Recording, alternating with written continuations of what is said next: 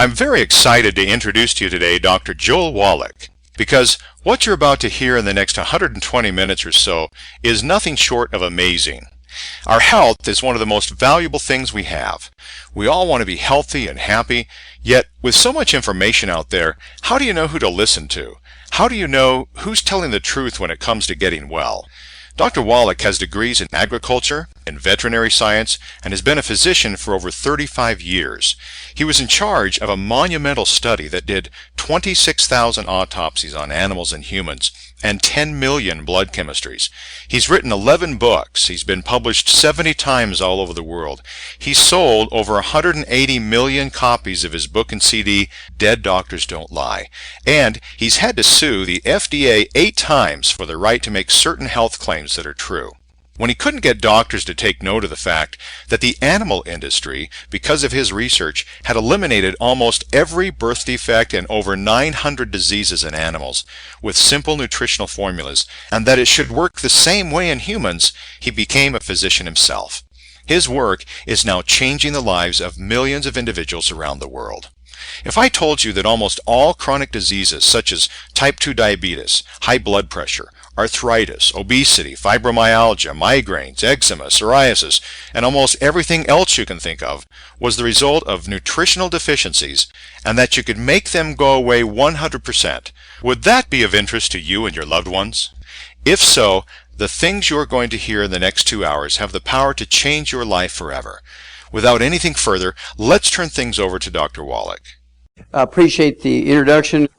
All right. I'm just going to start out, just a quick reminder, the thing that makes my view different is that I have a degree in agriculture. And in agriculture, we don't have health insurance for animals like we do people. And so we just had to get rid of the diseases. In agriculture, we have veterinarians who would take care of animals, and if he didn't fix it the first time out to the farmer never called you back. In human medicine, they treat you for 25, 30 years because you have insurance. Insurance has been the worst possible thing for human health because it allowed doctors to use you for an ATM machine. Even though there are cures available, they will treat you for 25 years even though there's cures available. There's no law requiring them to cure you when there's a cure available. Okay, that's a huge problem, as you're all finding out now. But you're going to learn some things today that will help you take care of yourself and the people you love. And, of course, I also have a degree in veterinary medicine. I'm a veterinarian. I also have a degree in comparative pathologist. I do autopsies on animals and people. I also have a degree as a physician, naturopathic physician. I'm a primary care physician in Oregon, licensed in Oregon and California for 35 years. And what I do differently from other doctors is I treat people like dogs, but they get better. Because in the dogs, we've learned how to eliminate 900 different diseases in dogs that still plague people. We've learned how to triple the lifespan of dogs. We didn't do that with organ transplants and stem cells and genetically engineered proteins and wonder drugs. We did it simply by putting vitamins and minerals in their canned dog food or their bags of dry dog food. And then we eliminated every birth defect you can name and 10 times that many you can't name. We eliminated all those birth defects just by putting vitamins and minerals in their food. There's not a single birth defect you can name that's genetically transmitted, although doctors would tell you they are, but there's not a single genetically transmitted birth defect. They're all nutritional deficiencies of the embryo. Okay, let's get to work here. We're going to divide this into 2 pieces. Number 1, I'm going to show you what the problem is, and then number 2, I'm going to show you how to eliminate these diseases, prevent them and how to cure them, okay? Well, Americans spend more money. We've been doing this since the Second World War. We spend more money for health care than all the nations of the world combined. Not more than any nation, more than all nations. There's 204 nations in the United Nations, and we spend more money each year for health care than all of them combined. We spend just short of $3 trillion for health care. And what do we get for it? We're 92nd in healthiness. There's 91 other nations whose peoples are healthier than us, according to our CDC, the Center for Disease Control of Atlanta, Georgia. We rank 60th in longevity. There's 59 other nations whose peoples live longer than us, and God forgive us, we rank 41st in live births and first month survivability of our babies. December 2008, Time magazine cover article says the annual checkup of American health. Oops, the sorry state of American health. Remember, we're spending more money for health care than all the nations of the world combined, and the only thing they can say on the cover of Time magazine in December of 2008 about our health care is the sorry state of American health. Despite technological advances in medicine, Americans are less healthy than we used to be. Our health is declining. Okay, it's getting worse. More doctors, more pharmaceuticals, more insurance, more of everything, and it's getting worse. Worse yet is the next generation, our kids are going to be worse off. Experts in medical schools tell us that our children are not going to live as long as us if things continue to go the way they're going. They're not saying that you're going to die at 75 and your kids are going to die at 72, 15 years from now. What they're saying is you are going to be burying your children. You're going to be standing at your gravesite burying your children if you don't change what's going on here. The doctors aren't going to change. The pharmaceutical industry is not going to change. We're going to have to do it. Now, the most important part of a human being's life is the first 91 days of pregnancy. That's when the embryo, after fertilization, the egg is fertilized by the sperm, the embryo goes down this assembly line, 91 days it's assembled. After that, the rest of the 6 months of pregnancy is just building size.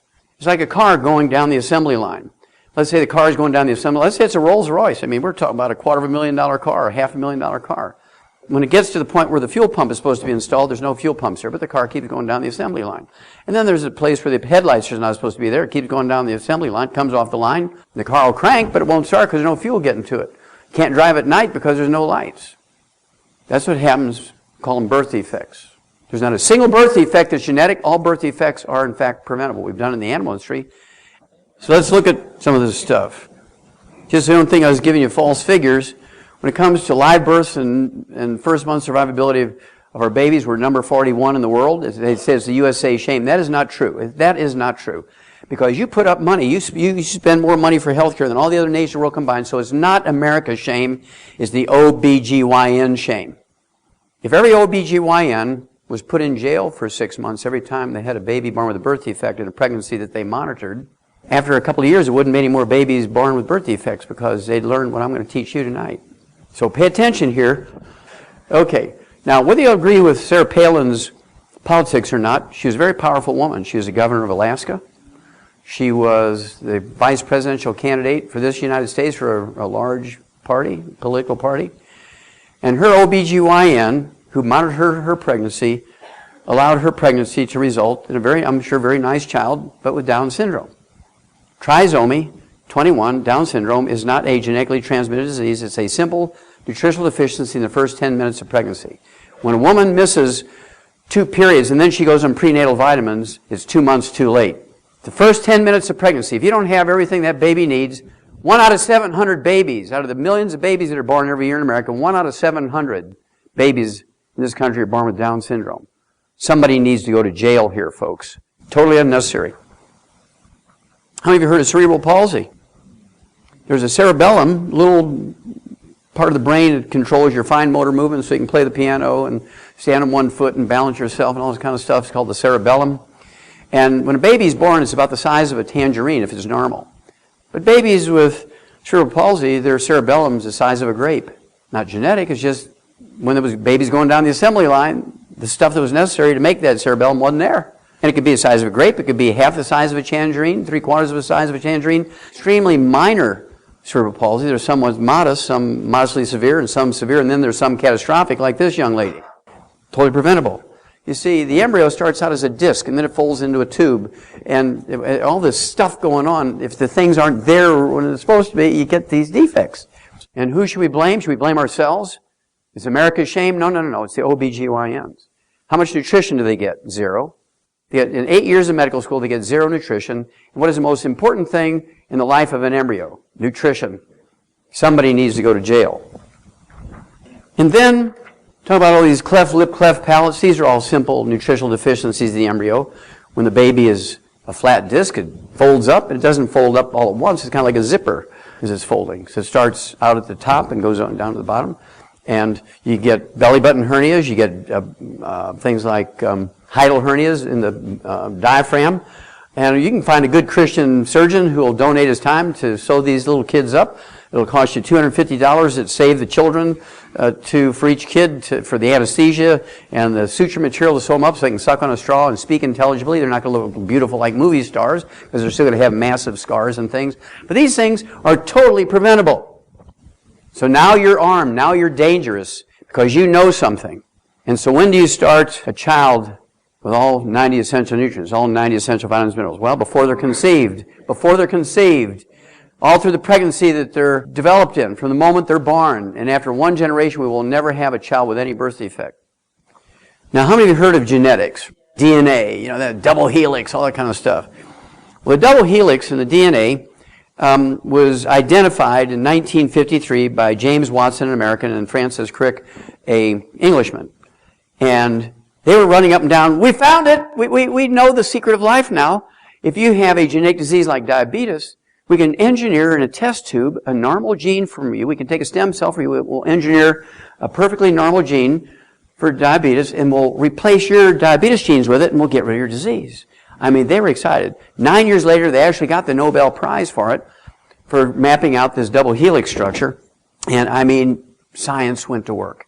They came up with 850 genetics tests. 850 genetics tests, right? This is December 2012, cover article, Time Magazine. I just love it that Time Magazine knows more than the medical trade. They don't know their anatomy, though. They say this baby's colon cancer gene is in his right shoulder. His glaucoma gene for blindness in the eye is in his right knee, and his prostate cancer gene is in his left knee. Well, guess what? They have all these tests. We've spent $1 trillion. That's $1,000 billion we've spent mapping out the human genome. How many know in 2001 we did it? We've mapped out the human genome. We know all the sequence of all the things now, right? That was 12 years ago. Now, to the date, when they got their Nobel, when they discovered it in 1953, Watson and Crick, Watson, 60 years to the date, March 22nd, 2013, says, and he was speaking to the University of California, San Diego, and the Salk Institute, and he said, gene sequencing is not the solution to solving diseases. The solution is good chemistry, means vitamins and minerals. Gene sequencing to cure cancer and diabetes and obesity and high blood pressure and all this kind of stuff is irrelevant. Everything they've done in the last 60 years with genetics, the guy who got the Nobel Prize for it says it's irrelevant. Now, I said that in 1978, and they all laughed at me. Of course, most of them that laughed at me are all dead. But Watson said you can sequence 150,000 people a day, and you're not going to cure cancer, diabetes, or any other disease. Most of the experiments we've done over the last 60 years have been irrelevant because none of it's genetic. So I have a book coming out at the end of this year. It's my 14th book. There's the cover of it. Epigenetics, the death of the genetic theory of disease transmission. All the diseases that are said to be genetic are in here and shows you how to prevent them and how to reverse them. Okay? Now here it comes. Now be alert for this one. This is it now. There's a very boring scientific journal called Food Chemistry. You pick that thing up and you open it up, and it's just page after page of columns of numbers and things, and just like carrot and numbers, and beets and numbers, and corn and numbers.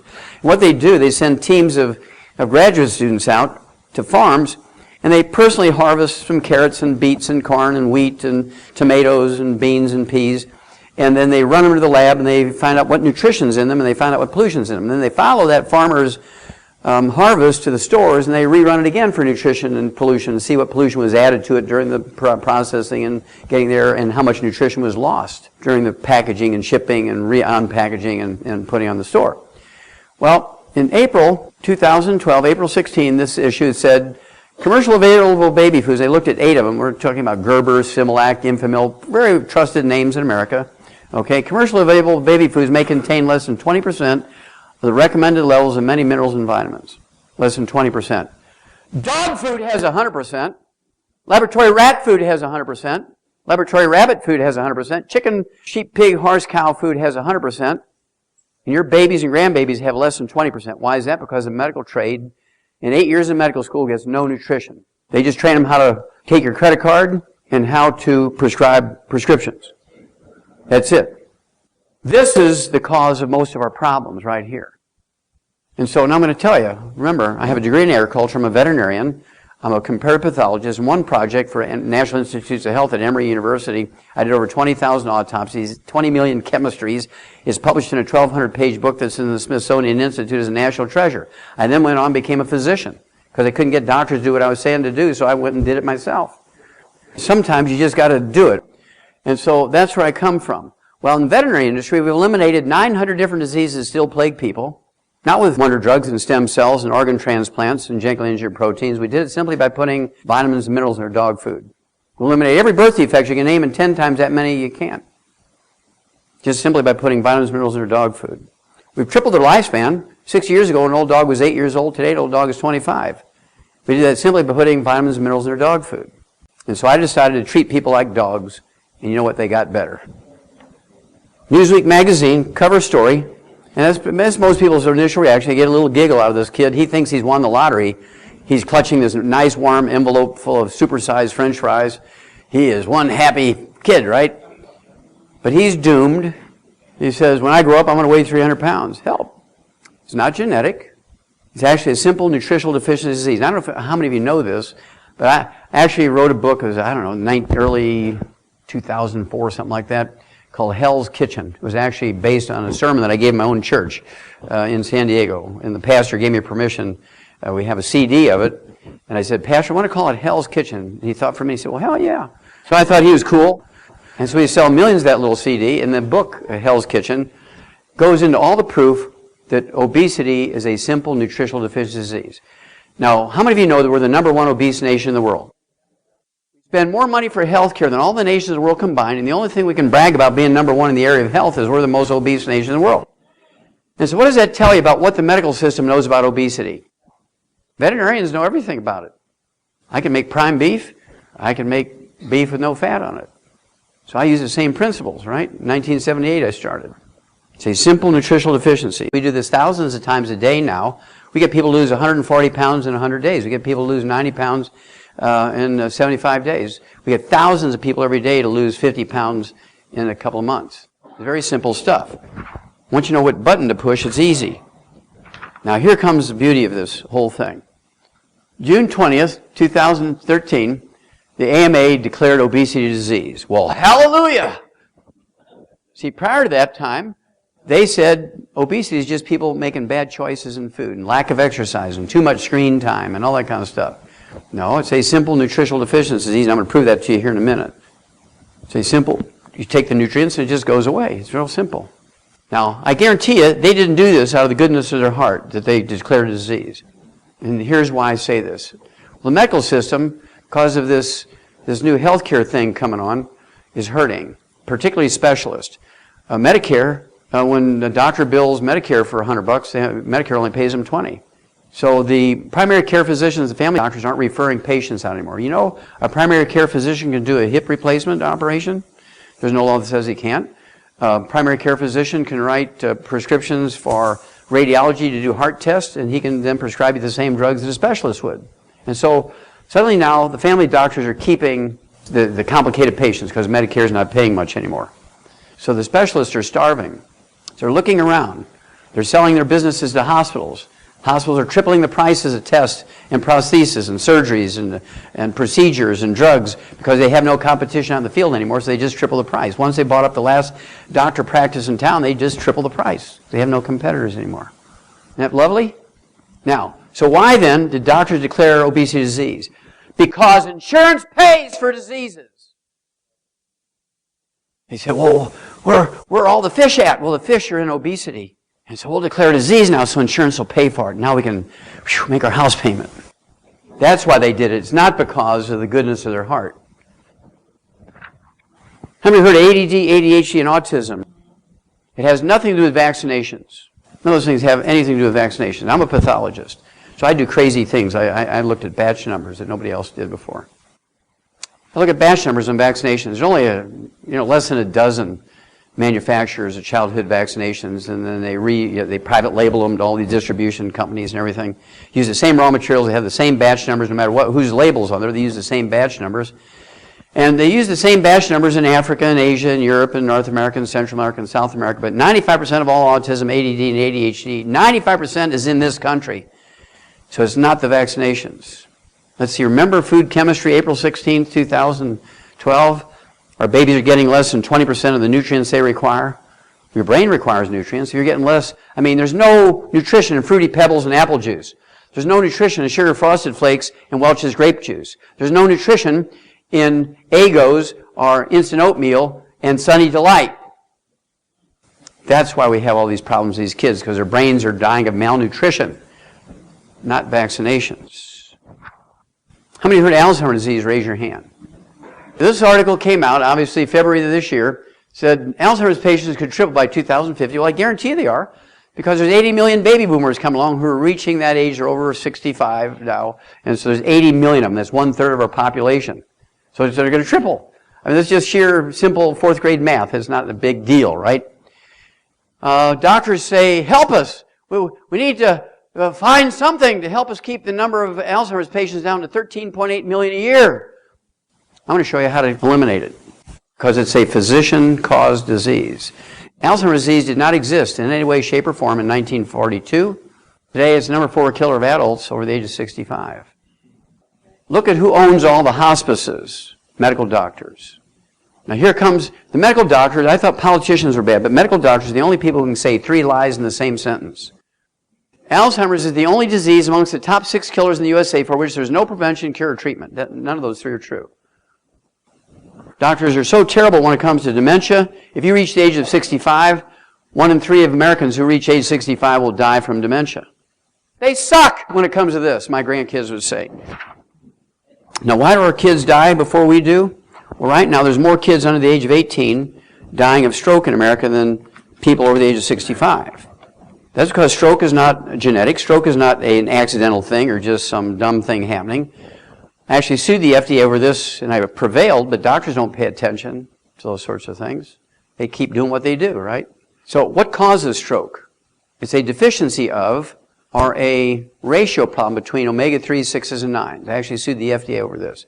To be able to say you can supplement with omega-3s and actually reduce and eliminate thrombotic stroke, blood clots in the brain, coronary thrombosis, pulmonary embolism, and deep vein thrombosis.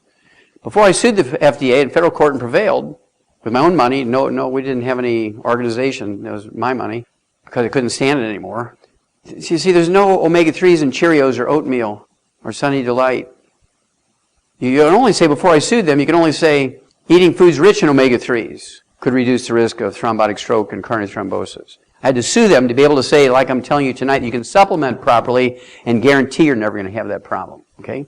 Now, I'm 74 years old. I've never been to a doctor in the last 65 years. Never been on prescription medication. I don't have any health problems. Nobody's going to steal an airplane with me on it. I find it amusing that they'll take your fingernail clipper away from you, and I can kill 3 people in a minute with my ballpoint pen. Government is typically stupid, right? AARP, American Association of Retired People, they're marketing to 55-year-olds now. I love that.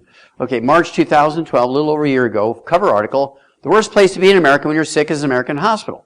I took 2 pieces out of the article and it says the number of American patients who die each year from American hospital errors is equal to 4 jumbo jets crashing each week, say 1,500 people. 3,000 every 2 weeks, 6,000 a month, 72,000 a year. If you knew that commercial airlines killed 72,000 passengers a year, how many of you would fly? Nobody would fly. I got to go see my doctor. I got to go see my doctor. I got to go see my doctor. Okay, then it also said in that article, each U.S. surgeon operates on the wrong person, wrong body part as often as 40 times a week. Even a 3-year-old knows left from right. That was in March. In December of 2012, each surgeon in the United States makes thousands of errors. They get a walk. Now, why is that? 1914, almost exactly 100 years ago, medical doctors legislated themselves into a protected monopoly. There was a thing called the Flexner Report back in 1914. They legislated themselves into a protected monopoly. They're the only legal monopoly in America.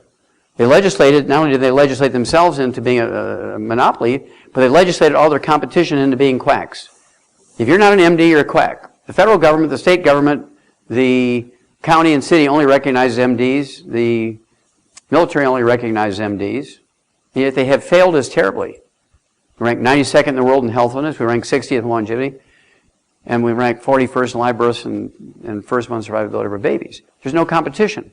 You see, I can't go to a public meeting and say, you don't have to take drugs for diabetes for 30 years and go blind, get your legs cut off, and have 25 years of your life go away and gain too much weight and all this kind of stuff.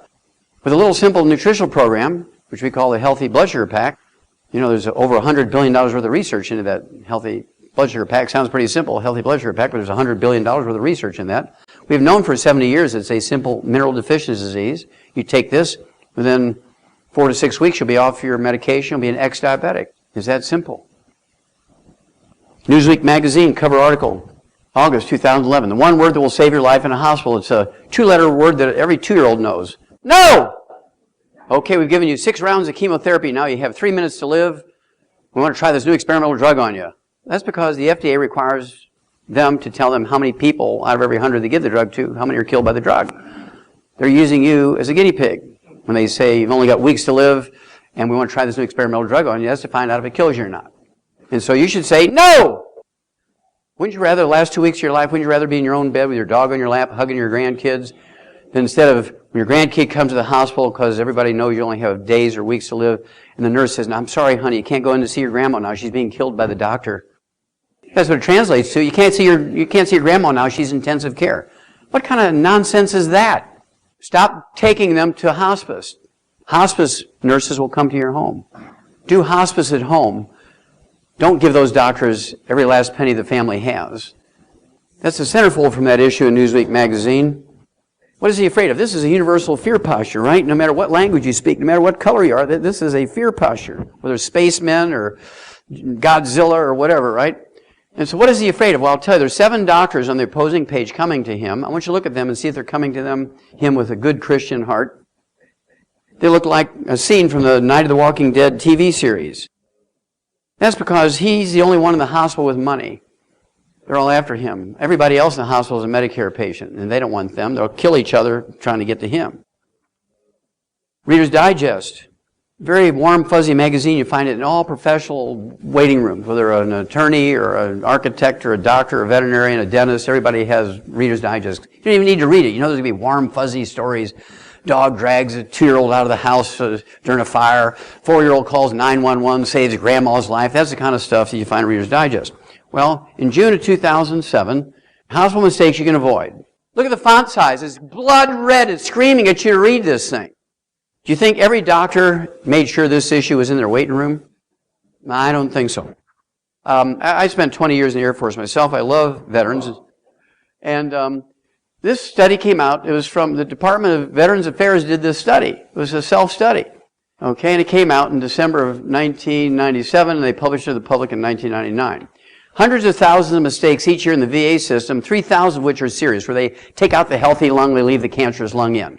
You go in for a hemorrhoid operation, and they take your cerebellum out of your brain or something. You know, really dumb stuff. And 3,000 of those mistakes are that serious. The person either dies in the hospital or they are required to stay another year. Well, look at what the Department of Veterans Affairs said about 700 of these 3,000 major mistakes. They kill 700. You know how many American servicemen and women were killed last year in Afghanistan? 380. Medical doctors in the VA system kill more American servicemen and women every year than the enemy. When do you get angry enough to do something about it?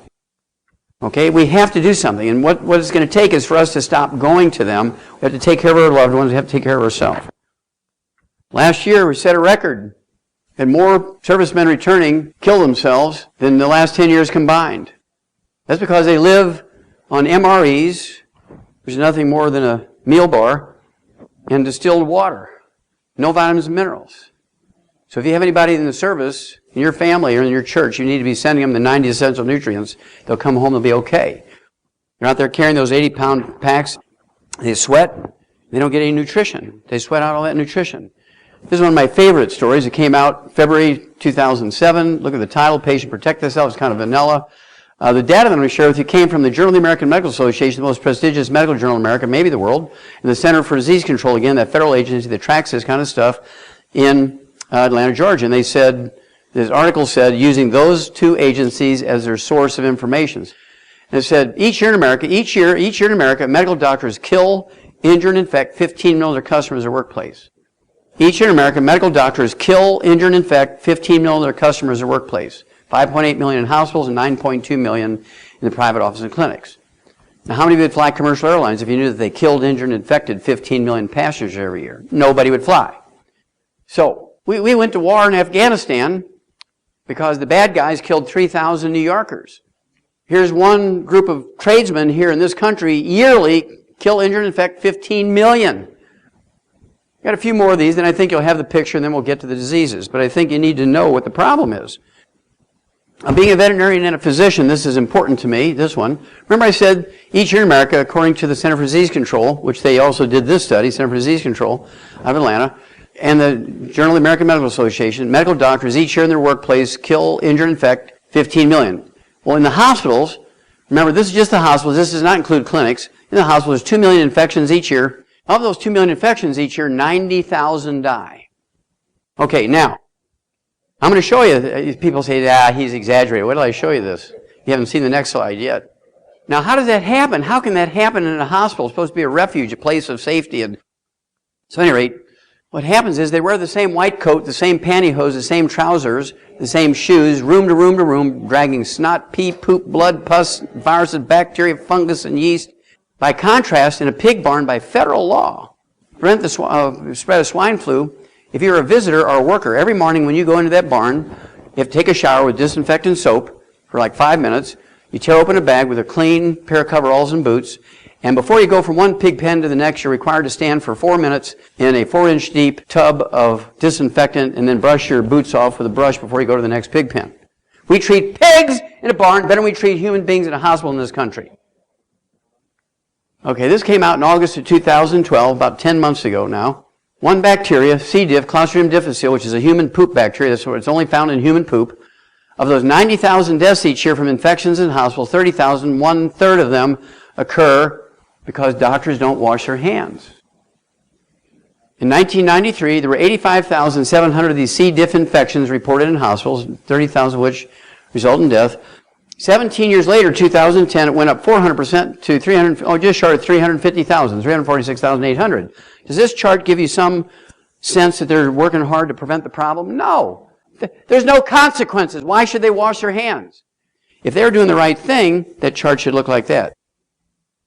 This is what you're getting. As your hospitals, folks. Well, let's look at pharmaceuticals. Well, everybody loves pharmaceuticals. I mean, we have war on street drugs. And of course, for the last 50 years, the pharmaceutical industry and the medical doctors have been after the FDA to report adverse events calls on herbs, vitamins, and minerals. So in 2007, they did it for the first time, reported in 2008. There were 600 adverse event calls. And of course, the pharmaceutical industry and the medical doctors assured the FDA it was going to be in the thousands. 400 adverse events reports for herbs. None of them were fatality. They were like fast heart rate from too much green tea and a mixture, or they got maybe itchy skin from something. 200 of these were adverse events from vitamins, minerals. Somebody takes too much vitamin C, they get diarrhea. They take too much niacin, vitamin B3, they get itchy, rashy skin. No deaths. Well, the same year in 2007, which they'd been doing for 50 years, they reported, not to the public, but in the mortality and morbidity reports which come out every week, right? They reported it for the pharmaceuticals, prescription drugs. Now, it's in this report here, but it's very difficult to see. It's down here in the corner, so I blew it up because most people, by the time they get to here, they're not going to read the whole thing. So they purposely put it down here, very tiny little thing. I blew it up so you can compare this 600 adverse events reports, non-fatalities, with 482 154 adverse events reports for prescription drugs that same year. All of these were fatalities. You tell me what's more dangerous, pharmaceuticals or vitamins and minerals. But it's FDA approved. People always ask me, well, are your vitamins and minerals FDA approved? And I say, drop to your knees and give thanks to the Lord they're not. Because everything the FDA approves kills people. Every drug the FDA approves, every drug, even baby aspirin has a little warning on there. One of the side effects may be death. This is a yearly figure, and this is another look at the pharmaceutical thing. Deaths by medication error rising. Now, they're not talking about the side effects of the drugs here. They're talking about decimal point errors, which I'm sure the pharmacists, thank God, catch some of that stuff when it comes in. And then, of course, doctors will prescribe 3 or 4 different drugs to the same patient, particularly older people, because insurance pays, and they get a kickback, right? And so they do that, and of course you get potentiation, and that combination will kill the patient. These types of medication errors each year are tied to 1.5 million fatalities and permanent injuries. Okay? Only you can stop this. When the doctor writes prescriptions, tear it up in front of them and say, sorry. Okay. This is the last one of this kind of really bad series, and we'll move on to the next subject. This came out in 2010. Hospital care fatal for some patients. That's kind of vanilla. Results of Medicare study alarming. Well, that's alarming. Well, the study was actually done by the U.S. Department of Health and Human Services Office of Inspector General. Okay, so this study was done by the U.S. Department of Health and Human Services Office of Inspector General, which is the auditor for Medicare. Okay? What they said was that each month, not each year, each month in America, medical doctors kill 15,000 Medicare patients from simple tests and minor procedures. They kill 15,000 Medicare patients each month. That's 180,000 a year. If you're over age 65 and you knew that commercial airlines killed 180,000 seniors over age 65 every year, you'd say, honey, cancel the airplane flight. I turned 65 yesterday. We're going Amtrak. I'm going to show you three people, very famous people who died as seniors at the hands of doctors for minor procedures. Andy Rooney, 60 Minutes, retired at 92. His wife is 87. They were going to go on a world cruise for a year. And she was a little nervous. She said, look, we can't speak half those languages at the place we're going. We need to take a disc of our health care stuff in case we get sick. We're that age. He said, okay. So they go to the doctor, and while they're waiting for the disc to be cut with all their medical records in it, the doctor's rooting through Andy's medical records. He says, Andy, you're 92 years old, and I can't find where you've ever had a colonoscopic exam. You could have cancer lurking around in you. I wasn't there, of course, but I know Andy Rooney because I used to watch him every Sunday on 60 Minutes. I just loved his sense of humor. And I can see him saying, well, I don't have any blood in my bowel movement. I haven't had a change in my bowel habits in the last 10 years. I haven't lost any weight. I don't have any pelvic pain. I don't think I have any colon cancer. That's what he should have said. But I'm sure the doctor insisted. And Andy should have said, no! But instead he said, being a compliant 90-year-old, he said, oh, okay. Comes in the next day. The doctor sticks a garden hose up his rump, punctures his intestine. 3 days later, he's dead from peritonitis, belly infection. Wife's a widow, and he never went on his trip. Now, when you look at his obituary, you can look it up online. It says, Mr. Rooney died from complications of a minor medical procedure. It wasn't minor for him, it killed him. Dick Clark, the guy who discovered the Jackson 5 and Michael Jackson, the world's oldest teenager kind of guy, 82 years old, goes in for his physical, complains to his doctor. He gets up 3 or 4 times a night to take a pee because, he's that age, 82 years old, and the doctor says, well, you probably have a prostate problem. I'm going to send you down the hall when I'm done with you. We've got a urologist to take care of you. Urologist examines, you got an enlarged prostate here, a few lumps and bumps on it. We can take it out. I can put you ahead of the list. I can do it tomorrow morning at 11 o'clock. And he says, well, I didn't reach my age by going to surgery for everything. I said, do you have a prescription? He said, it doesn't work. This is an outpatient procedure. No big deal. You come in at 11 o'clock, 11:30 we're done, 1 o'clock you're in the golf course. We do this all the time. No big deal. And Dick Clark should have said, no! But instead he said, oh, okay. Goes in 11 o'clock the next morning, 11:30 he's dead. 30,000 men in America each year, 30,000 men in America each year die within an hour after the procedure. Because when you cut on the prostate gland, either with a knife or a scissors or stick it with a large biopsy needle, it releases a hormone called prostaglandin, which increases your risk of death from coronary thrombosis, or a thrombotic stroke. And he won the lottery and had both.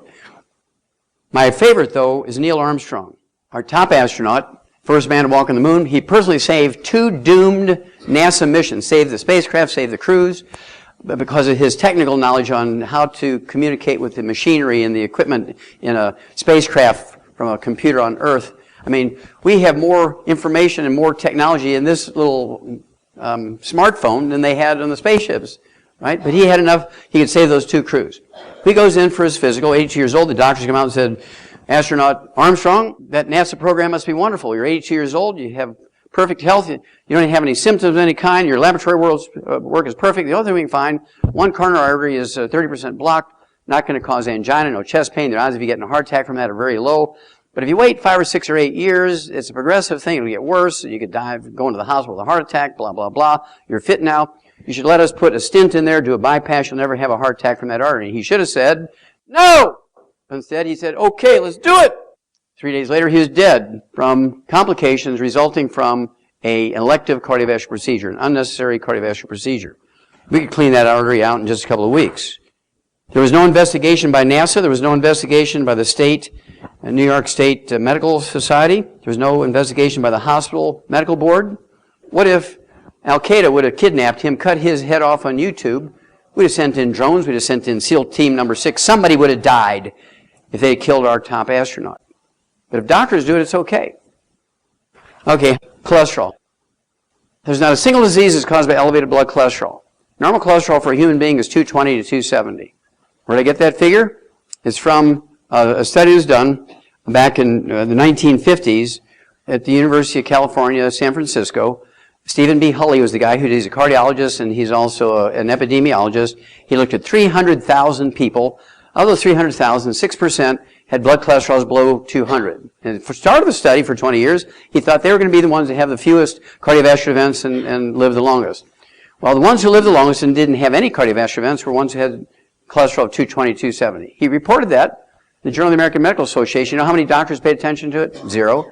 Because they have all these cute little gals coming from the pharmaceutical companies, and their little mini skirts to the doctors, taking them out to lunch, and they all write prescriptions for Mevacor, Lipitor, Zocor, and all those core things, right, to lower your cholesterol.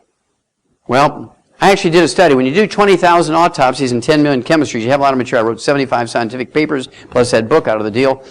One of my papers was I compared the coronary artery plugging in vegetarians and vegans versus meat eaters. Guess who had the worst plugged arteries? Vegans. Because cholesterol has nothing to do with it. Nothing! What plugs your arteries in? Inflammation. How many of you heard of the inflammation thing? That's getting to be new around, right? Well, I said that in 1971. It was published in an international pathology journal in 8 languages. It was published in Denmark, all went around the world. I had thousands of calls, and then nobody did anything. He used to hang around with 25 pathologists. We'd all go to the continuing education together. We were kind of buddies, you know. We'd have dinner together and party together. And they all laughed at me. He said, Wallach, you must be sniffing glue. Everybody knows it's cholesterol. I said, no, I did all these autopsies. And the ones who are the worst are the vegans and vegetarians because they stir fry everything in coconut oil and olive oil. They use a lot of salad dressings for calories because they don't get enough calories. They don't have any dense food like meat and things like that. So they're using all these oils as a source of calories. Trans fatty acids, heterocyclic amines, acrylamides cause inflammation. The arteries respond by plugging. Well, that was in 1971. Here we are, February 2012, a year and a half ago. Federal health officials are adding new safety warnings about the risk of statin drugs, the widely prescribed group of cholesterol-lowering medications. If you take a statin drug to lower your cholesterol every day for 10 years, and you are on a cholesterol-restricted diet every day for 10 years, you increase your risk of Alzheimer's disease by 100%. You're going to get it. And here's why. What is Alzheimer's disease? Alzheimer's disease is a going away of the myelin, the white matter of the brain. It makes up 75% of your brain weight. It's the insulation material in the brain. Okay? When it goes away, the naked nerve fibers tangle up, and they short circuit, and you get Alzheimer's disease. Now, I can take a brain, an autopsy, and I can never read the clinical records, and I can tell you by looking at that brain under the microscope, if there's nerve tangles in there, I can tell you that person had Alzheimer's disease, just by looking at slides of the brain. I don't even need to hear the clinical records because that's what we call a pathognomonic lesion. It's a lesion that's drop dead, predictable as gravity. That's it. There's no other option. And then, of course, that same scenario will increase your risk of type 2 diabetes by 52%. What disease is costing us the most money in America right now? Diabetes. Our Alzheimer's patients are going to triple because all the baby boomers come along who lived on egg beaters and egg white omelets and boneless, skinless chicken breasts and oils and margarine instead of butter, cream, and lard, and tofu and beans instead of red meat. Third world countries don't have Alzheimer's disease because they're eating meat. In June of that same year, 2012, Science News, very respectable journal. Good cholesterol, not so beneficial. I want you to email your doctor and say, I just saw something in Science News that said, good cholesterol is not so beneficial. He will scream, you know, like they do on his emails and go crazy. What? That can't be true. Higher HDL, high-density lipoproteins, and good cholesterol levels don't reduce heart attacks. That's because cholesterol has nothing to do with heart attacks. Let's say your blood cholesterol is 200, and 100% of it's HDL, the good cholesterol. It won't reduce your risk of heart attacks because cholesterol has nothing to do with heart attacks. When you lower your cholesterol, when you have cholesterol above 300, remember, 220, 270 is normal. You want it to be in between 220 and 270. 300 just means you're sexier. Because, you ever hear of steroid hormones? Testosterone, estrogen, progesterone? 95% of steroid hormones is cholesterol. You go on a cholesterol-restricted diet, you give up eggs, there ain't nobody home anymore. Women used to go through menopause when they were 70 years old in 3 seconds. Now women go through menopause in 30 years. They accept prescription drugs that cause breast cancer, you know, the hormones and everything. Oh, but they're bioidentical. That's just like saying, but the bullet is lead, you know, it's copper jacketed. There's not a single medical screening test that prevents the disease. There's not a single medical screening test that prevents the disease. The Globe and Mail is the USA Today equivalent in Canada. I speak a lot up there, probably about a month and a half if you count all the days out of each year. Screening is not prevention. Okay, mammograms, of course, are one of the things that women submit to. This was a 30-year study, a 3-decade study at Harvard Medical School, published in the Journal of the American Medical Association, the New England Journal of Medicine, and it was published last year, November 2012. And here's the results. It said, in women over 40, 1.3 million of them over the past 3 years actually had false positives. That amounted to 31% of all women diagnosed with breast cancer with a mammogram. 31% were false positives. This is in the New England Journal of Medicine, November 2012. The worst year was 2008, where they had 70,000 false positives. They cut these women's breasts off. They give them chemotherapy and radiation. They put them in the cure column. They know they didn't have it. And these women run around like Judas goats. Oh, you have to go to Dr. So-and-so. He's so good. He caught my cancer early with a mammogram, and I want you to get a mammogram. They said, well, mammograms are safe. They have less radiation than a AAA battery. Well, they came out 3 months ago and said one mammogram has the same amount of radiation as 500 chest x-rays. You know, you can do a better job of self-breast examination even if you're 20 years into menopause. You self-breast exam, keep a log, 15th of every month at 10 o'clock in the morning. You find something new. You find something that's tender that didn't used to be tender. Go yourself. Without the doctor, you go to a radiology laboratory and you ask for a high-resolution ultrasound, no radiation, and it's actually more accurate. Leave the doctor out of the loop. Here's where the insurance fraud comes in. A push to prevent colorectal cancer. Get your colonoscopic exam. Doesn't prevent it. Oh, you had polyps. Well, polyps just means you're eating too much deli slices and too much sandwich meats and too many hot dogs, too much pastrami or pepperoni pizza. Okay? Has nothing to do, polyps don't become cancer. PSA test. A federal panel says now, no PSA test anymore, guys. Do not do it. Why? Because just like Dick Clark, two things happen. You're going to be one of those 30,000 that die within an hour after the surgery, or you're going to be one of the 200 to 300,000 that become permanently impotent, and they get ED permanently, and they're incontinent. They just pee all over themselves. It gives new meaning to the term dirty, smelly old man. June 4th, 2012, Time magazine. Health science section, skip the PSA screen. Experts say PSA blood test for prostate cancer doesn't save lives. That's because it was never meant to be a screen for prostate cancer.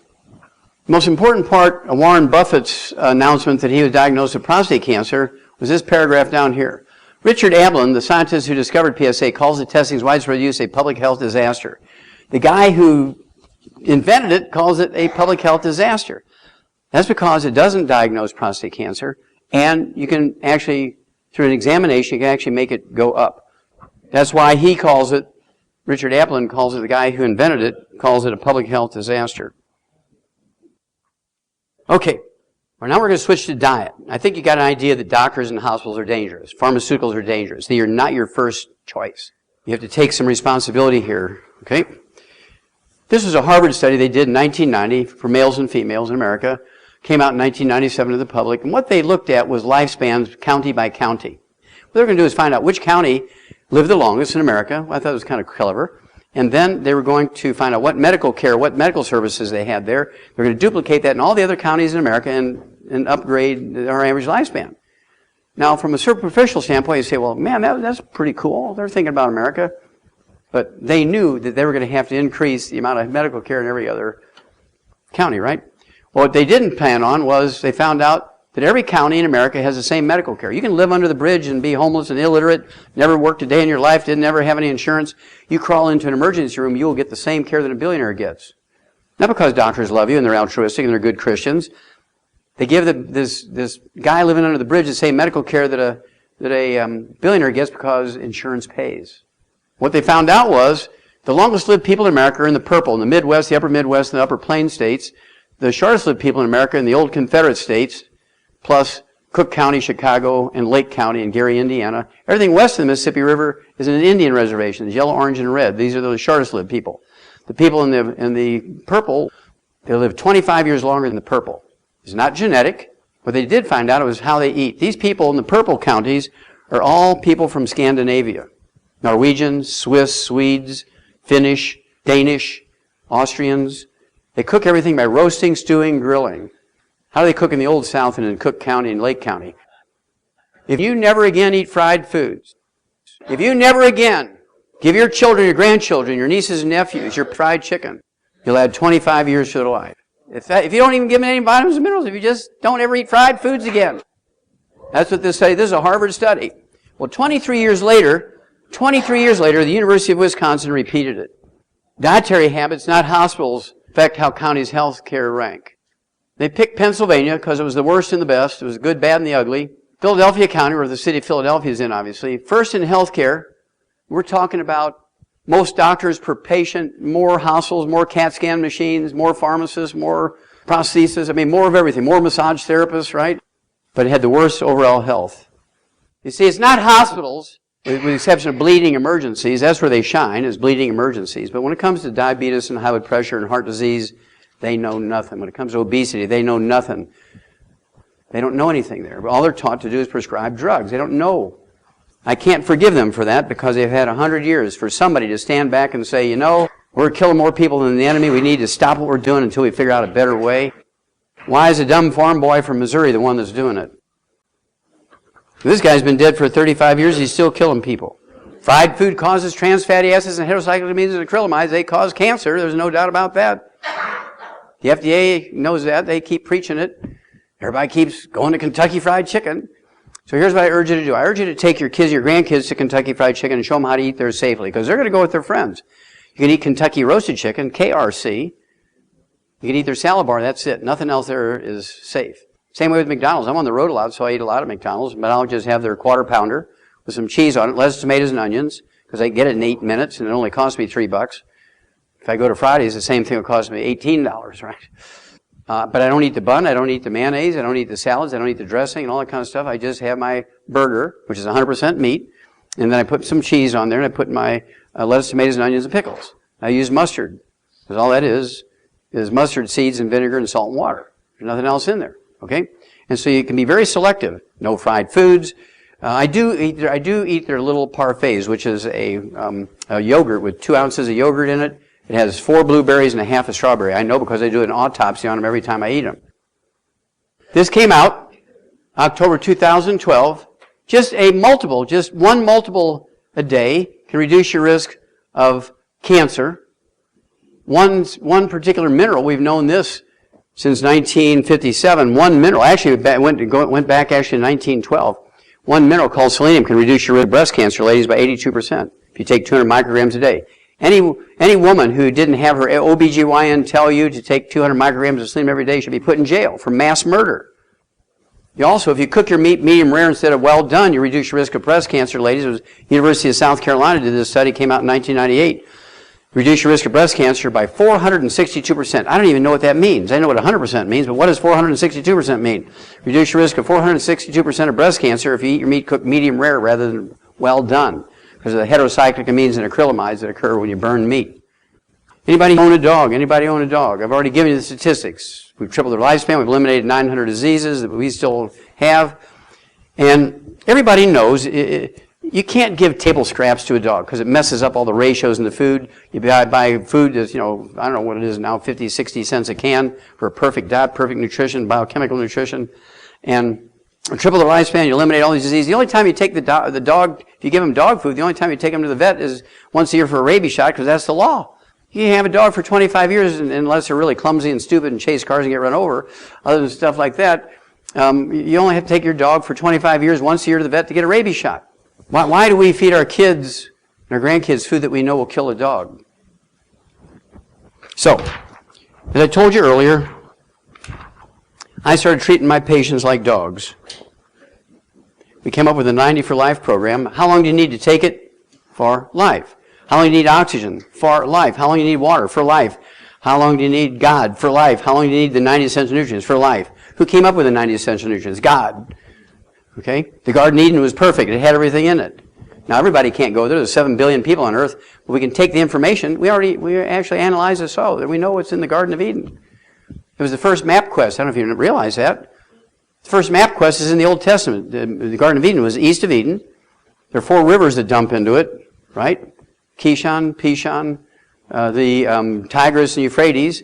Those rivers are still dumping into the same place. That's still the Garden of Eden. So I'm going to show you what's in there. There's 90 essential nutrients. They're called essential nutrients, ladies and gentlemen, for 2 reasons. Number 1, we can't do without them. You have to eat them or supplement with them every day because we can't make them. We can't make them. Also, if you don't take them in, if any one of them is missing, you get horrible diseases, all of which are fatal. Some of them take longer to kill you than others, but they'll all kill you. Deficiency diseases. We need 60 minerals. 2/3 of the 90 essential nutrients are minerals, so you know that minerals are important. That's the dust the good Lord made us out of. We need 16 vitamins, 12 essential amino acids, 3 essential fatty acids, and our food plants, our grains, vegetables, fruits, and nuts can take carbon dioxide out of the air, use the sun's energy in a process known as photosynthesis and the chlorophyll in the green leaves to lop that O2 off, pump it out in the atmosphere so we can breathe it. Do you think that happened by chance? I don't think so. I think there was an overall plan for this. Okay, so at any rate, then the plant takes the carbon atoms and makes long carbon chains which become fatty acids, amino acids, and vitamins. Okay? Now, nutritional minerals do not occur in a uniform blanket around the crust of the earth. Nutritional minerals occur in veins like chocolate and chocolate ripple ice cream. Because I used to ask my grandma, those people down the road were hellions. They all lived to be 100. They never ate anything solid. Everything they consumed was white lightning. They smoked. They stayed up all night and partied, loud music. You'd hear it 3 miles away in a flat land in Missouri. And they lived to be 100. The pastors would die at 42 and 48 and 50. Why was that? Well, the pastor just happened to live on a piece of property that only had 12 minerals in it, and the hellions lived on a piece of property that had 100 minerals, just by dumb luck.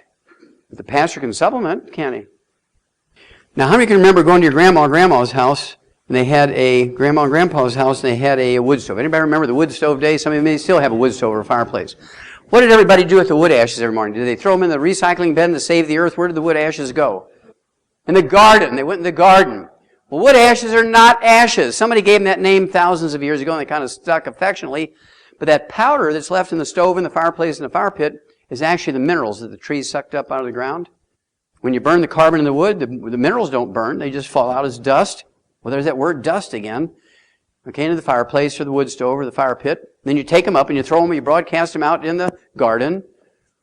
Plant minerals, a.k.a. wood ashes, and the okra and the sweet potatoes and the onions and the beans and the peas and the squash and tomatoes and the pumpkins and the corn and whatever else you're growing out there. Suck all those minerals up. And Granddaddy did supplement. People say, well, my granddaddy lived to be 102 and he didn't supplement. Well, yes, he did. He put those minerals into the garden. The trees, or the plants sucked them up, and he ate those plants, and he got his minerals in that fashion. He didn't have them in a capsule, but he took those minerals. Okay. That all ended at 3 o'clock in the afternoon, Monday, September 4th, 1882. We know the exact moment because there's a front page story in every newspaper in the world. At 3 o'clock in the afternoon, Monday, September 4th, 1882, it all ended. This man here on Pearl Street, on the bluff overlooking the construction of the Brooklyn Bridge, pulled the switch and turned on the first commercial electric generating plant. Within 10 years, every town and every city in the industrialized world, the first world countries, the rich countries, had converted from wood as a universal fuel to electricity, propane, and natural gas. Now you tell me how many wood ashes, how many plant minerals are left over in your home when you fuel it with electricity, propane, and natural gas? 0! And what did you replace it with? Nothing. And here comes a doctor strutting around in their white coat and their stethoscope around their neck. You don't need to take them vitamins and minerals. It'll just get expensive. You're going to waste your money. You can get everything you need just by eating well. You don't need to take them vitamins and minerals. They'll kill you. They're very dangerous. You can overdose in them vitamins and minerals. Everybody says, oh, okay, you're the one with the white coat, so I believe you. Now, this is a cornfield in central Nebraska. I want you to look at the uniformity of those rows, the uniformity of the plants. And I'm sure if you look at the ears of corn, they're all uniform too. They're the same genetic variety. But I can guarantee you, just by looking at that picture, I can tell you that there's enough magnesium, which makes the leaves green, to convert energy from the sunlight. There's enough phosphorus, potassium to drive growth in those fields. Because if there wasn't, you'd have bald spots or thin spots. So you know there's optimal amounts of those 3 minerals. That's all a plant needs to make good seeds for the next generation. Humans and all vertebrates, whether a hummingbird, a human, or an elephant, need 60. Plants only need 3. Do you think farmers put in 60? No, it's too expensive. You wouldn't pay for it. And so they only put in 3 because that's all it takes to get the maximum yields. This is my favorite picture. It's a satellite picture from 100 miles up. This is Southern California agricultural land. This is Pacific Ocean out here. This is Yuma, Arizona over here. Mexico's down here 200 miles south of this Salton Sea, which is a small salt lake, about 1/10 the size of the Great Salt Lake in Salt Lake City, Utah.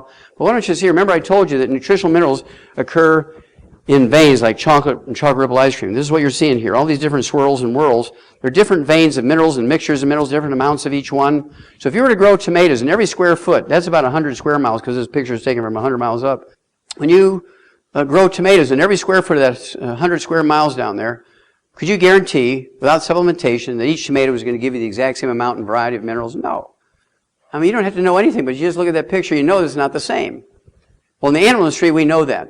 And so in the animal industry, we put everything we know that dog and the cat and the chicken and the sheep and the pig and the horse and turkey and duck, everything that we're feeding with pellets and mixtures of grains, We put everything we know they need in it. When you look at a label on the back of a can of dog food or a bag of dog food or a bag of chicken food or pig feed, guess what? The only thing that shows up on that label is what we put in there.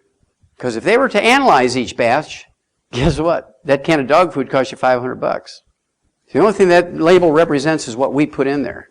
Everything else is naturally in there. We consider that value added.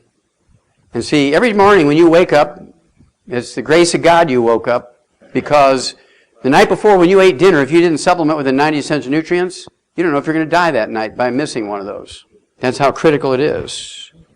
Eating organic doesn't matter. Organic says less pollutants. Doesn't say anything about the nutritional value of the food. They looked at 240 separate studies where they looked at the amount of nutrition, minerals, and vitamins in organically grown versus inorganically grown grains and vegetables and fruit. And guess what? It depends on what row in the field they're growing in. Organic doesn't mean good nutrition necessarily. You still have to supplement. That's why vegans and vegetarians die long before meat eaters. Let me tell you, the top 20 longevity cultures on earth, there's not a single vegetarian in the group. They're all meat eaters. They don't fry anything. It's too expensive to buy the oils. They're poor.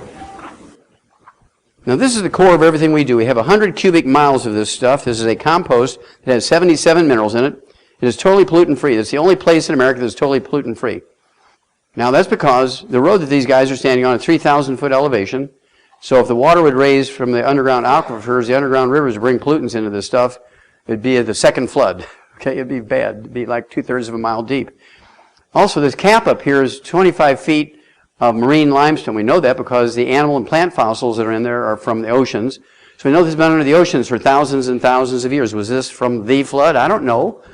But certainly it's been protected, has 77 minerals in it. It looks like coffee grounds when you take a handful of it. And this is where we get our minerals. This is the core of everything we do. Nobody else has access to this. We have 25 different ways to get the 90 essential nutrients. One of the more convenient ones we call the Healthy Start Packet. It has 3 products in it. It has 245 nutrients in it, including 115 fruits and vegetable juices. 115, this is not V8, this is V115. Has all 90 essential nutrients in optimal amounts. This is designed for perfect nutrition for 100 pounds of human flesh for a month. So if you give this to a 50-pound kid or a 50-pound midget from Spain, it doesn't matter, 50 pounds, it goes by body weight. This will be good for 2 months. If you give it to a 100-pound person, give or take 10 pounds, that's a month. If you give it to a 200-pound person, give or take 10 pounds, that's for 2 weeks. If you give it to a 300-pound person, give or take 10 pounds or 20 pounds, this is good for 10 days. You have to do it by body weight to get optimal results, okay? I've been doing this twice a day since I was 9 years old. There's a big story to that. You'll find it in the book, Dead Doctors Don't Lie, or the CD, Dead Doctors Don't Lie. Okay, my wife and I took 10 years, and we read every one of the 720 issues of the National Geographic that were published over a 60-year period. We found the top 20 longevity cultures on Earth. They have 25 common threads. We put all this information in this book, and I found it's very interesting. Invariably, the top 20 longevity cultures, they were all extremely religious cultures that went to church every Sunday. There's not a pagan bunch in the top 20. I thought that was really good stuff. So anyway, there's a whole chapter on that, the religious beliefs and how it helps you reach 100. At any rate, we put the top 5 of these 25 common threads these people have. First of all, they have 5 generations living in the same household. Conservation of effort. They only have 1 mortgage for 5 generations instead of 5 mortgages. They have no need for hospice. They have no need for daycare. They have no need for education. Great-great-grandma teaches the girls everything they need to know, and great-great-grandpa teaches the guys everything they need to know. So they have no tax burden, right? They have no doctors. They have no hospitals or clinics. They have no pharmacies or pharmaceuticals. They have no medicines. Great-great-grandma is the medicine woman, the wise woman, who treats everybody with herbs and plasters and soaks them in mud and mineral water and whatever she does, right? In every case. There's not a single doctor in any of these places, top 20 longevity cultures. There's not a single first world culture. There's not a single rich nation in the top 20 longevity cultures. You have to take note of this. This is from the National Geographic. They don't have any utilities, no roads, no electricity, no propane, no natural gas. Their common fuel is wood. Uh-oh. And by dumb luck, by actual analysis of the soil, by the universities and the countries these cultures come from, to get the wood they burn for fuel and take the wood ashes from that wood and put in their gardens, they have all 60 essential minerals in it, by actual dumb luck.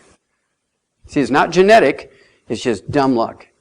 They all get the 90 essential nutrients, even though they're from different ecosystems. We show you how they do that. They come from islands and rainforests and deserts and grassy plains.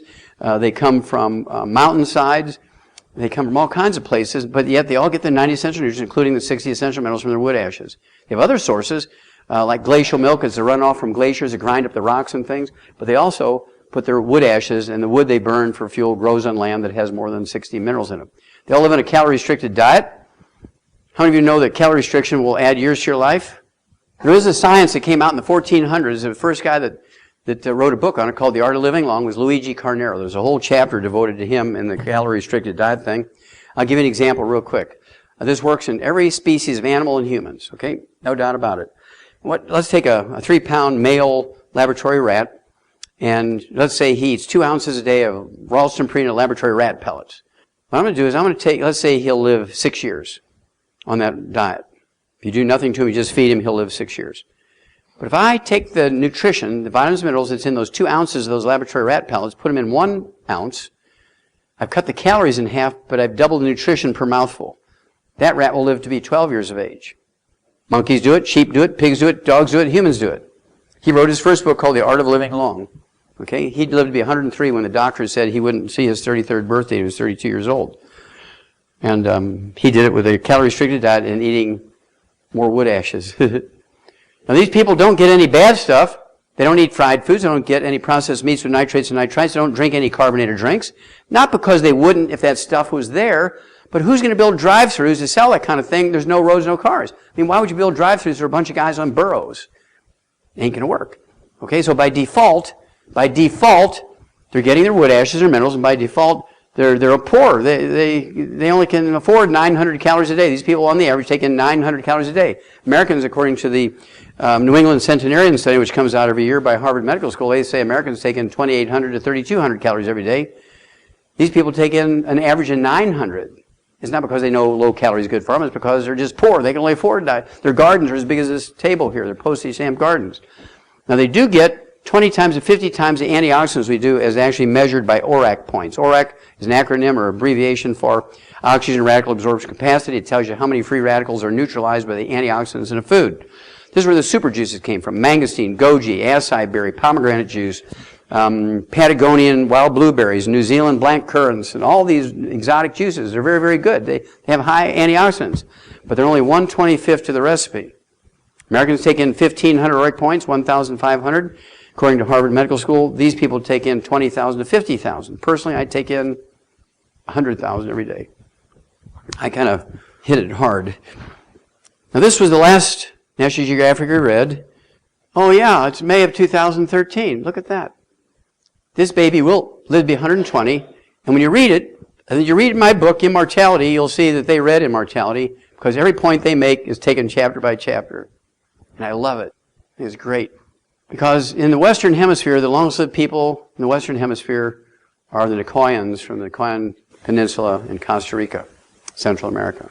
They live out in the forest. They're uneducated. Their average lifespan is 90. They have 40 times the 100-year-olds we do. They have 100-year-old per 250 of their population. We have 100-year-old per 10,000. They have 40 times the 100-year-olds. They don't have doctors. They don't have clinics. They don't have hospitals. No private or government insurance. They have grandma and great-grandma and great-great-grandma. That's what they got. And they have, by dumb luck, minerals that they're taking their wood ashes and putting in their gardens. Now, this child from Central America is not from black Africa, not from white Europe, or not from yellow Asia. This baby is kind of an Indian from Central America. These people live to be 90. And when they wrote this article, it's just beautiful because the last couple of paragraphs they say, well, is drop dead predictable as gravity, these kids will live to be 120. They're just living longer and longer and longer. They're already living now to be 100, 105. They're going to live to be 120. And we can't tell if it's genetics or dumb luck. It's dumb luck because they chose to live there thousands of years ago. So they couldn't find the gene because there ain't none, as they say. Okay, let's look at billionaires. If money meant something for health and longevity, billionaires should be, a group, they should percentage-wise, not numbers obviously, but percentage-wise, they should have the highest average lifespan compared to any other demographic in America, and they should have more 100-year-olds. If money and power and knowing how to get things would help you. I'd asked him that for many, many years, and I actually had a CD that I came out with, What Kills Billionaires. Look what they called their article, because I kept telling them and calling them and calling them. And they said, no. Well, in 2004, they did their own survey. They found that billionaires are killed by the same unglamorous things that kill everybody else: heart attack, stroke, diabetes, obesity, cancer, suicide, because they eat the same stupid things we do. In 2004, there had never been a billionaire who lived to be 100. The average lifespan is 78. The average lifespan of a falling down red wine drunk in Charlotte, North Carolina, living under the bridge is 75. They dumpster dive in the dumpsters behind McDonald's and live under the bridge, and they live to be 75. Many of them live to be 100. That's because they don't go to doctors and get killed.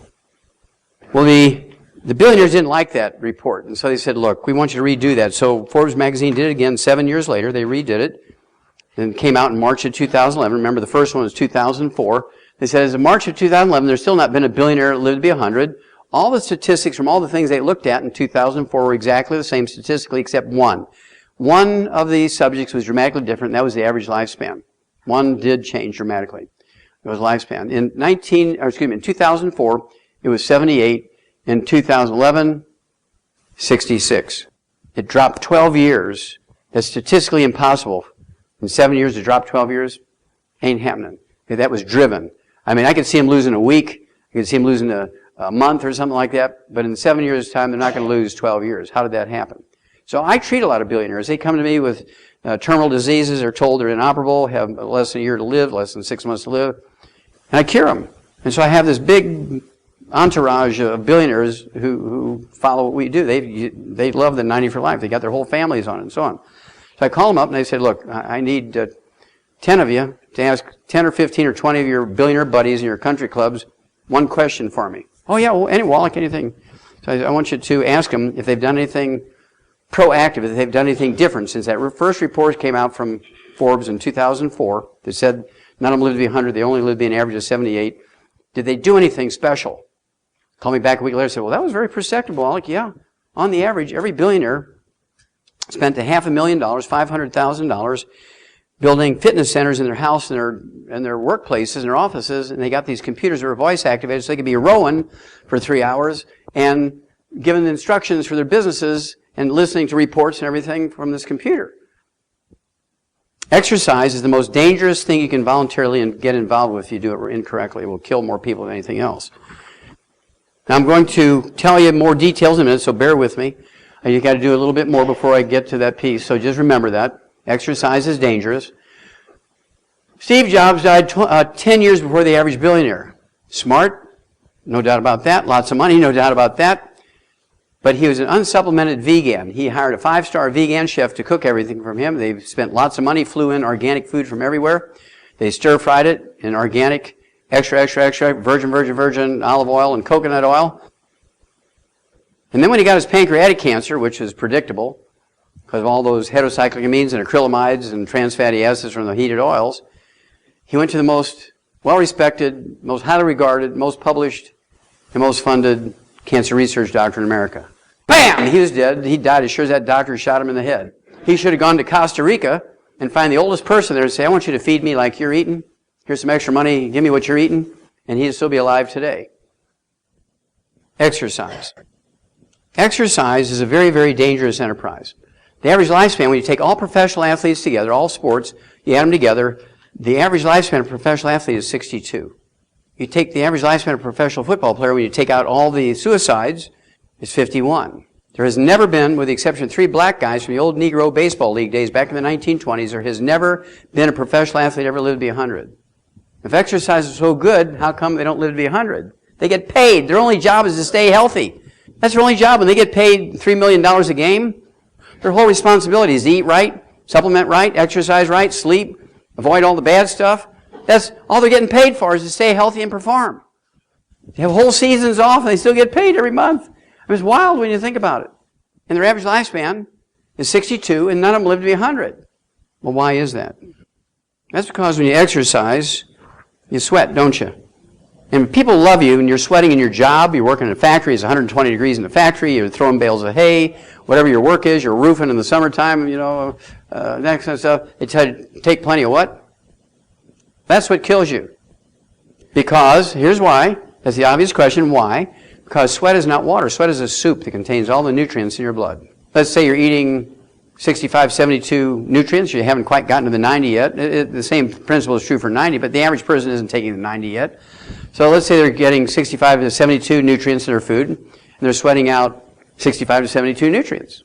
So here you are. Let's say this is your nutritional reserves in your body, and you're sweating, and you're drinking water. What's happening to your nutritional reserves? That's kind of like replacing a quart of oil every time your engine burns a quart of oil with a quart of water. How much you do that? By the 6th week, your engine wouldn't be very happy, would it? So, now let's see here. You start getting breakdown of your ACL ligament. You start getting a breakdown of your cartilage. You start getting muscle cramps. You start getting loose teeth, high blood pressure, diabetes. Start gaining some weight. Oh, now you got fibromyalgia. Now you got lupus. Now you have a heart attack, which you may or may not survive from. Shame on all the fitness guys. Actually, I have to tell you this quick story. I was called to Atlanta. Oh, this got to be 12 years ago. And this was to an LA fitness center. The manager was one of our associates, one of our distributors, and he said, "Doc, I got this whole new crop of people here. They've never heard of it. I want you to give a half-hour lecture just on the sports piece." Okay, it doesn't have to be the whole thing, just on the sports piece. Okay, so I get there, and there's a group about this size, a couple hundred people in there, and showing my slides on the athletes. And this beautiful girl, she had to be 32 years old. I mean, she's drop dead gorgeous, and she's in a $1,000 silk tutu, and all this stuff. And she goes, "Oh, Dr. Wallach," and she stands up and she's facing the audience right in front of me. She said, "Oh, Dr. Wallach, it's not vitamins, minerals, it's aerobics and exercise." She goes, "It's aerobic and exercise. It's aerobics and exercise." She goes, and half the people in there, 100 of them, were her customers, her clients. So they all get behind her and all conga dancing out. It's all exercise and aerobics. It's all exercise and aerobics. And it was the most disastrous meeting I've ever had in my life. I was mortified. Well, 3 weeks later, I started getting hundreds of calls from LA. "We need the stuff. We need your 90 essential nutrients. We need your sports drink," which we call Rebound, has 100 nutrients in it. Gatorade has 2. So you're 88 sharp with Gatorade. So anyway, I said, "Why am I getting all these calls from Atlanta, Georgia, wanting the stuff?" "Remember that gal that disrupted your meeting?" "Well, how could I forget? It's the worst meeting I ever had." Last week, 32 years old, she's on the treadmill at lunchtime, 1,000 people in there all watching her. She's doing her thing gorgeous. She drops dead of a heart attack right there. Bam! And everybody in that center called me and got on the stuff. It was a very expensive way, but she advertised for me, so I love her.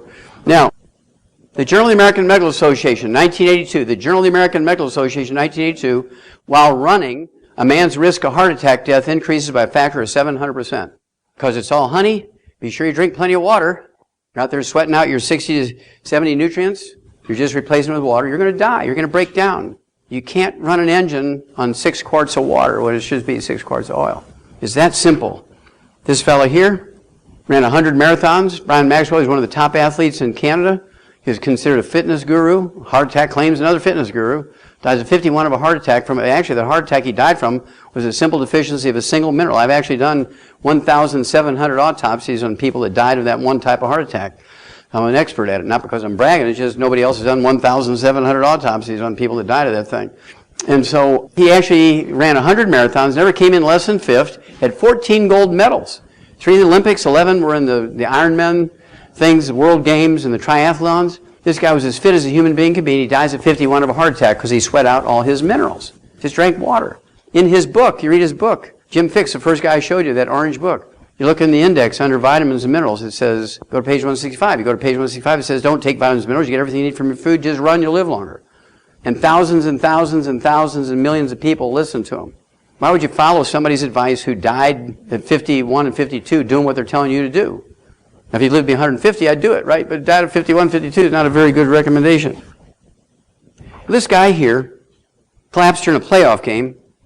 Reggie Lewis collapsed during a playoff game with the Charlotte Hornets back in 1993. 28 years old, captain of the Boston Celtics, good-looking young fella. Great captain. He never jumped in the stands and beat up the paying customers and stuff like that. He was a great field leader on the court, and he was a great man on the street. He's just a good man, 28 years old. And he collapses with a cardiomyopathy heart attack, a simple deficiency of a single mineral called selenium.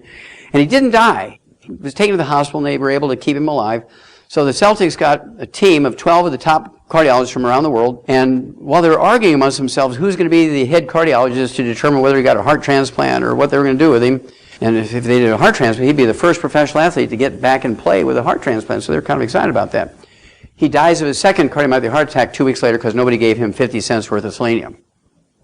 Well, here comes the real story. This is the story that I want to get to, but I had to precede it with that story. The guy who was going to be the head of that dream team of cardiology, who was going to take care of Reggie Lewis, was a guy by the name of Dr. W. Thomas Nessa, who's the head of the cardiology department of Harvard Medical School. He ran the Boston Marathon 20 times himself.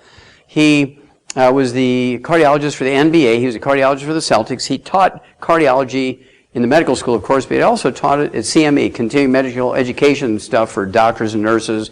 And this guy was considered the cardiologist of all cardiologists. Well, a year and a half after Reggie died of that selenium deficiency, cardiomyopathy, heart attack, Dr. Nessa dies of the same thing at age 48. Now, if I was his family, I'd be embarrassed to tears. Saying what a wonderful cardiologist is, he dies of a heart attack at age 48. He was dumb and dead. He was dumb and dead. This guy may have been able to take your heart out and not lose a drop of blood and put it into him. He may have been a good seamstress, but he didn't know anything about hearts. Because he died of a heart attack. And I thought it was kind of justice. He died in a town in Massachusetts called Dedham. I mean, that should be on his tombstone. Died in Dedham.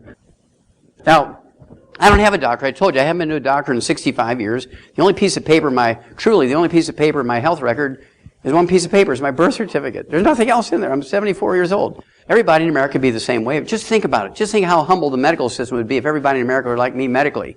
Only go to a doctor once every 74 years. They'd be real humble, wouldn't they? Please, please, I'll pay you to come visit me. I don't want to be alone anymore. So let's say, just for theory, he was my cardiologist.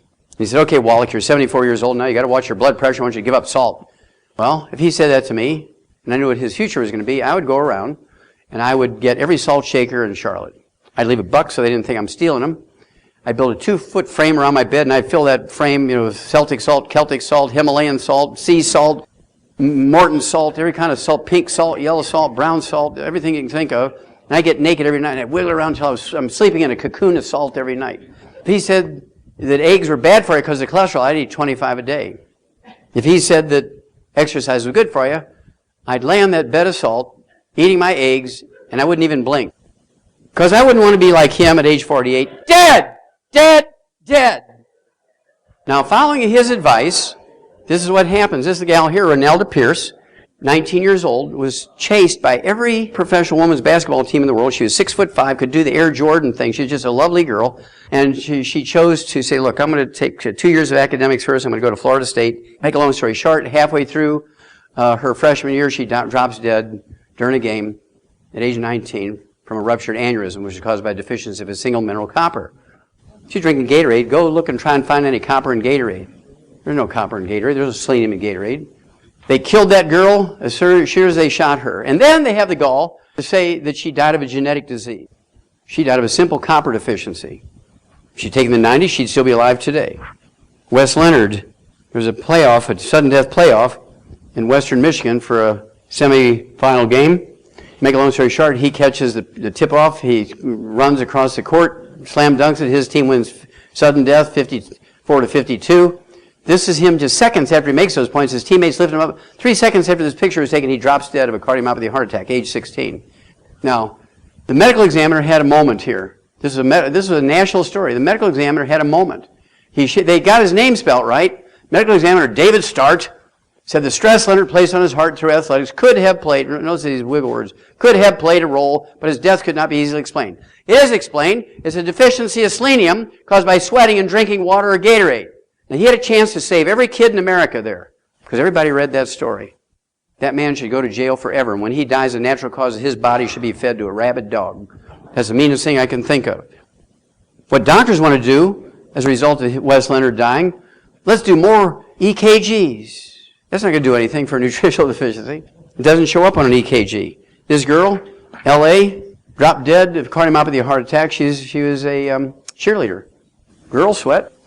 They need the 90 essential nutrients too, especially if they're going to grow up and have babies.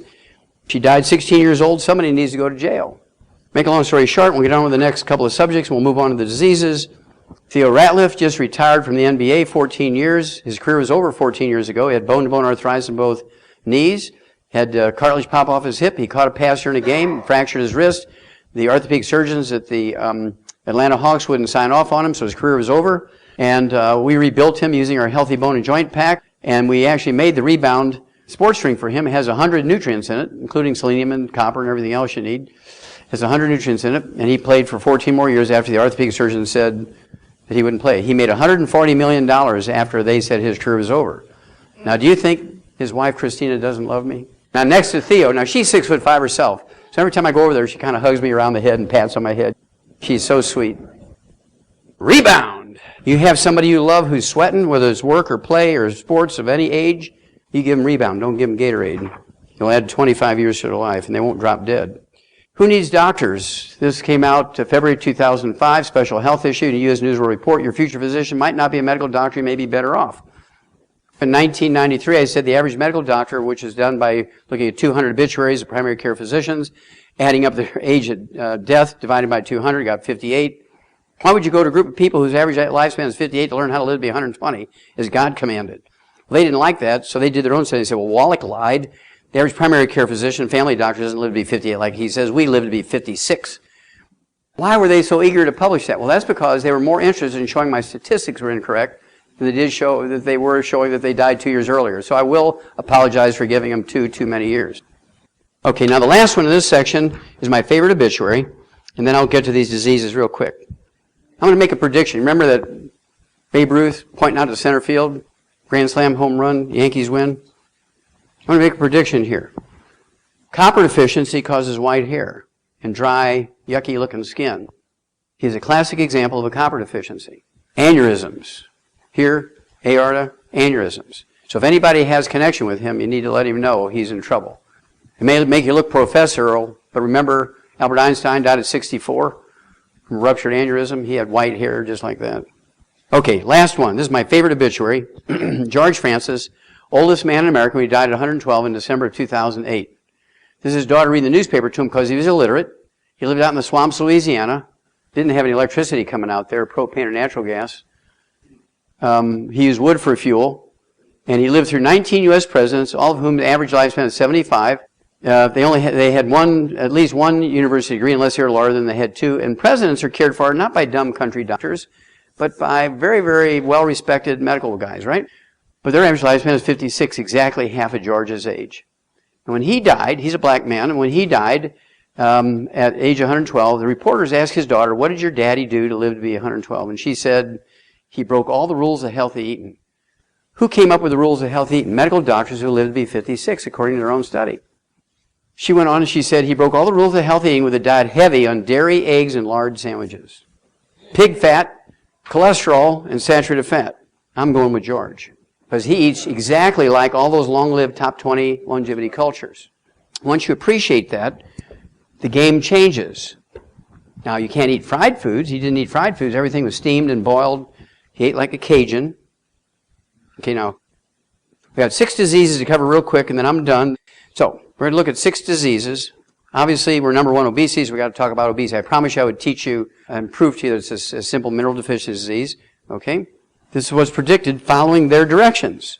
They can't be right. So I keep listening. If you just do nothing, you'll be better off than you do to listen to them. Just a reminder, that's what you're going to get if you don't change what you're doing. Don't wait for doctors, don't wait for the government, because they ain't changing. According to experts, 70% of our kids under the age of 12 are overweight. 40% of our kids under the age of 12 are obese, meaning 30 pounds or more of their ideal weight. Has nothing to do with too much screen time, has nothing to do with a lack of exercise or eating too much. Has nothing to do with any of those. It's a simple nutritional deficiency disease. Now, this is my favorite charts for adult people who are obese. Up until 1980, we were never above 12% obesity. It was like 10, 12, 11, 8, 9, 12, 8, 9, 12 kind of thing, kind of like a stock market. But in 80, it jumped up to 15. 20 years later, it doubled. 12 years later, 2012, it went up to 42%. This came out in 2006, so I got to move all this over and put a red bar in here to show that I put the bar in there. It's 42% now. So what happened here? Well, this is when everything went wrong.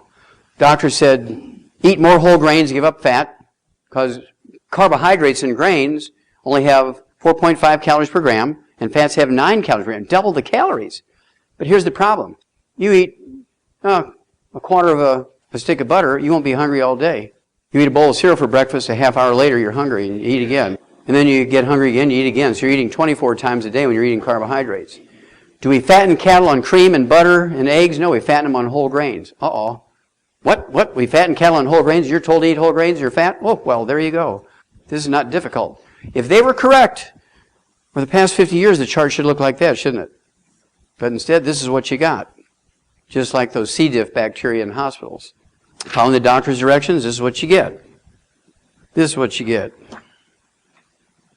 This is my favorite. Now, I deal a lot with people who weigh 400, 600, 800 pounds. In that range is what I deal with. This woman was not my patient, but she could have been my patient because I deal a lot with people like her. But she had 2 Guinness World Book of Records when it came to weight. She's the heaviest woman ever weighed. The Guinness World Book of Records would not believe her weight, so they sent their own technicians, and they had a big flatbed truck come out with their own scales that they had calibrated, and she weighed 1,242 pounds. In a 7-year period between 1987 and 1994, she lost 736 pounds after a gastric bypass and restricting her calories down to 1,000 calories a day, and then she died. Because fat is not the disease. Fat is the symptom of the disease. Just like high blood sugar is not the disease when you have diabetes, it's a symptom of the disease. You can control your blood sugar, you're still going to die from diabetes. You're going to control your fat, you're still going to die from obesity, even though you've lost some weight, because it's not the fat. It's just a symptom. Stop doing what they tell you. Stop and save yourselves. Okay, here's the first real clue. This is not a rare condition. This happens a million times a day. How many of you ladies, when you were pregnant, had cravings? That's because the embryo is stealing nutrients from her faster than she's taking them in. It's the nutrition deficiencies that make her eat and eat and eat and eat. Okay, and it's choices of what she eats. I mean, Grandma didn't have Ruffles with ridges and Lay's potato chips. You just can't eat one. Grandma only had wood ashes and clay out in the backyard. And so what would she eat? She ate clay out in the backyard and wood ashes when she had those cravings. There's no calories in wood ashes and clay. This gal loved light bulbs. She was a big story in Good Morning America in March of 2011. She loves wood, paper products, cardboard sticks. She eats rocks, dirt. She loves Diet Coke cans, not classic Coke cans, Diet Coke cans. She eats the magnets out of shower curtains. She loves plastic bottles and toys. Maybe that's why they took the toys out of the Happy Meal. I don't know. So my wife and I came up with another book that I told you about, this one, Hell's Kitchen. And the subtitle is The Cause, Prevention, and Cure of Obesity. It also talks about type 2 diabetes and the metabolic syndrome, which are really all the same disease. These are all the same disease, just different sort of stages of it. This is not me. That's Alfred Hitchcock, by the way. Okay, but this book gives you all the facts. Now here it comes. Loyola University, Chicago Medical School. Exercise won't cure obesity. I mean, they were assaulted by everybody. Even Chuck Norris, who sells all those exercise machines on TV. I mean, everybody went after them. But when they reviewed their data, they said, by golly, they're right. Exercise will actually make you heavier if you're not supplementing properly. So 8 months later, when it was proved to the satisfaction of Time magazine, it was a cover article. August 2009. Myth about exercise, it won't make you lose weight. Because if you're sweating, you're thinking about that. I burned 150 calories in the gym today, so I'm going to Starbucks, and I'm going to have an 800-calorie espresso latte, mocha, polka, doka, loca, schmoka. Now here is another clue. Anybody ever work with horses? Okay, what do you call when a horse chews on the fence? Cribbing, very good. How do you get rid of cribbing other than shooting a horse in the head? You give them minerals. You give them bone meal, give them trace mineral salt block. Within 3 to 5 days, they stop cribbing. So in 1978, the first clinic I bought was a weight loss clinic. And make a long story short, people would come in every month. They'd renew their prescriptions for thyroid. They'd renew their prescriptions for drugs to suppress their appetite, but they never gained any weight, never lost any weight. They just stayed the same.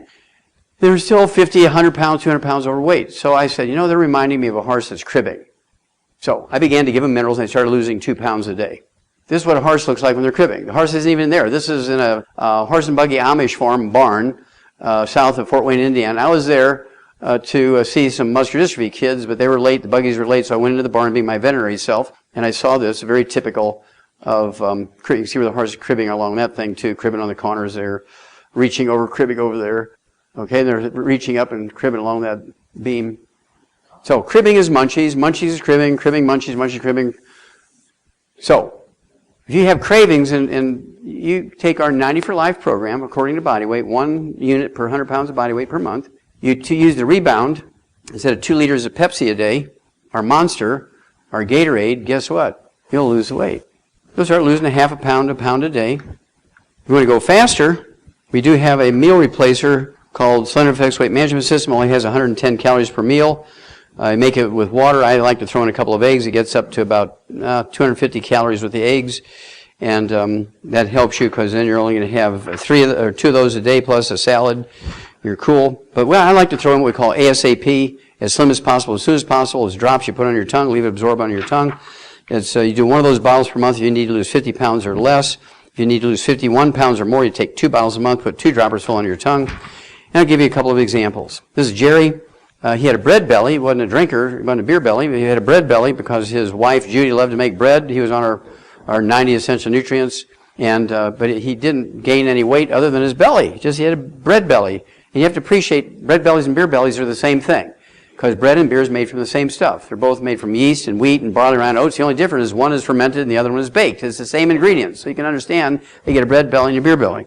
So anyway, all he added to his system for 45 days was the ASAP. He lost his bread belly in 45 days. Okay? Lost 52 pounds. Now, ladies, just to show you that women can lose weight too, there's a little Brandy, and she's 5'2". In this picture, she weighed 158 pounds, and she had 3 kids, and she started drinking these 2-liter bottles of Pepsi during her first pregnancy. She gained 58 pounds because she weighed 100 pounds when she first got pregnant, and she gained 58 pounds. She got 58 pounds of fat, okay, 1/3 of her body weight. Her husband affectionately called her his chunky monkey. That's where I got the term, and she hated that. So when Rebound came up, she started drinking Rebound, and she lost 20 pounds just drinking Rebound instead of the Pepsi. I mean, within a month, she lost, 21 days, wasn't even a month, she lost 20 pounds. Then we put her on the ASAP, and she lost another 38 pounds. Now she's back down to 100 pounds. Now, I suspect there's going to be more kids in that family. Okay, let's talk about Alzheimer's disease. There's actually 4 different dementias that Americans commonly get. Number 1, the most common one actually is vascular dementia. The same thing that causes a blocking of the arteries in your heart. Block the arteries in your brain. It's called vascular dementia. And you don't get enough oxygen and food to your brain. There's nothing wrong with your brain. There's just not enough oxygen and food going in there. You start forgetting things. And it's called vascular dementia. And then there's Korsakoff syndrome, which is a deficiency of a single vitamin. This was discovered in the late 1700s by a Japanese naval surgeon. And so we always prepare for that one. And then there's Wernicke-Korsakoff. It's the same deficiency, that one vitamin, plus MS, multiple sclerosis mixed in with it. And then there's Alzheimer's disease. I've seen people with all 4 dementias. Alzheimer's tidal wave is feared. That's because there's 80 million baby boomers coming along. This came out in 2009. Alzheimer's on a relentless upward trajectory. It's kind of like that obesity chart, right? And also that is the Alzheimer's chart. Numbers look particularly grim for baby boomers because they're on egg beaters, egg white omelets, boneless, skinless chicken breasts. And the worst possible thing is they took the statin drugs to lower their cholesterol. Talk about a perfect storm for making Alzheimer's disease. Again, a reminder, 3 lies in the same sentence. Only a doctor could do that. Alzheimer's is the only disease amongst the top 6 killers in the USA for which there's no prevention, cure, or treatment. That's all a lie. Okay, in 1992, the University of California, San Diego, and the Salk Institute came out with this study, and they said if you take somebody with advanced Alzheimer's disease, you give them a high dose of vitamin E, they'll get better. Now, this isn't some comic book stuff. This is a 10-year study from the Salk Institute and the University of California, San Diego Medical School. So I read this into my audio cassette tape. This is part of my audio cassette tape. I said, vitamin E can ease memory loss in Alzheimer's victims, which means it cannot be genetic. Because there's no genetic disease that you can even help any little bit by giving a vitamin or mineral. So if you can get some clinical improvement by giving them one vitamin that ain't genetic, that's simple stuff. That's 4th grade biology. Every medical association in every state in the United States went to their state attorney generals and had them send me a demand warrant, making me prove what I was saying was true. Otherwise, they're going to take my assets away and put me in jail. I don't know how they can put me in jail in 50 states, but cut me up, I guess. And so we had to send all 50 states a certified copy of that newspaper plus a copy of the CD. But they could say I was just reading that, and so that's the First Amendment thing. So all states except Arizona and Michigan dropped the charges. I had to go do kind of a pretrial hearing and everything in Michigan and Arizona, but the judge threw it out after they saw my presentation and everything. And so they had to pay my legal fees and transportation, and I love that part. Okay. Then in 2010, front cover story, U.S. News World Report, America's Best Nursing Homes, Aging Well, obviously marketing to the baby boomers. What science reveals about aging? Is your job killing you? Your first baby boomer's heart battle. But this is why I bought it. 7 habits that lower the risk of Alzheimer's disease. What does that tell you? It ain't genetic. If you can sleep 2 more hours a night, if you can walk around the block 2 more times, if you can eat a banana every week that you weren't doing, you can read a little bit more, read a book every month. Because one of the things they mentioned was read a book every month, reduce your risk of Alzheimer's disease. It ain't genetic. So right there it says, if it ain't genetic and you get it late in life, that means we can prevent it, and that means we can get rid of it. Amen. Remember, there's 4 different dementias, so I always like to treat for all 4. Well, 10 years after that first study I showed you with the vitamin E, Johns Hopkins released a study that they did in Cache County, that's C-A-C-H-E, not C-A-S-H, but C-A-C-H-E Valley area, Utah. And this was the bottom of a small sea or lake thousands and thousands of years ago, and the mountains go all the way around it. This is laser flat. They didn't have to bulldoze it flat because it was just it's the bottom of a lake or inland sea, so it was just flat. 200 feet of topsoil in there, and there's no restaurants. I mean, these are very, very religious Mormons that live in there. They're all from a Scottish background. Everybody who moved into that valley came from Scotland. For some reason, they all converted to Mormonism, and they lived and ate, and they're all farmers, and they all ate the food. They wouldn't even go to a restaurant. They're very religious people. They're kind of like the equivalent to the Mormons of the Jewish kosher people are to the Jewish people, okay? The Orthodox Jewish people. And they have a supplemental book to their holy book, okay?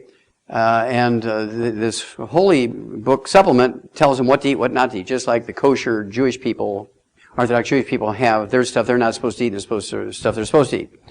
So that's what they did here. Well, Johns Hopkins, how many of you heard of Johns Hopkins? Baltimore, Maryland, very famous medical school. They sent a whole team of guys out there. They found 5,000 people in that valley over the age of 65. They divided them in half, and they gave half of them, 2,500 for 10 years, a vitamin supplement. The other half, they gave a dummy pill.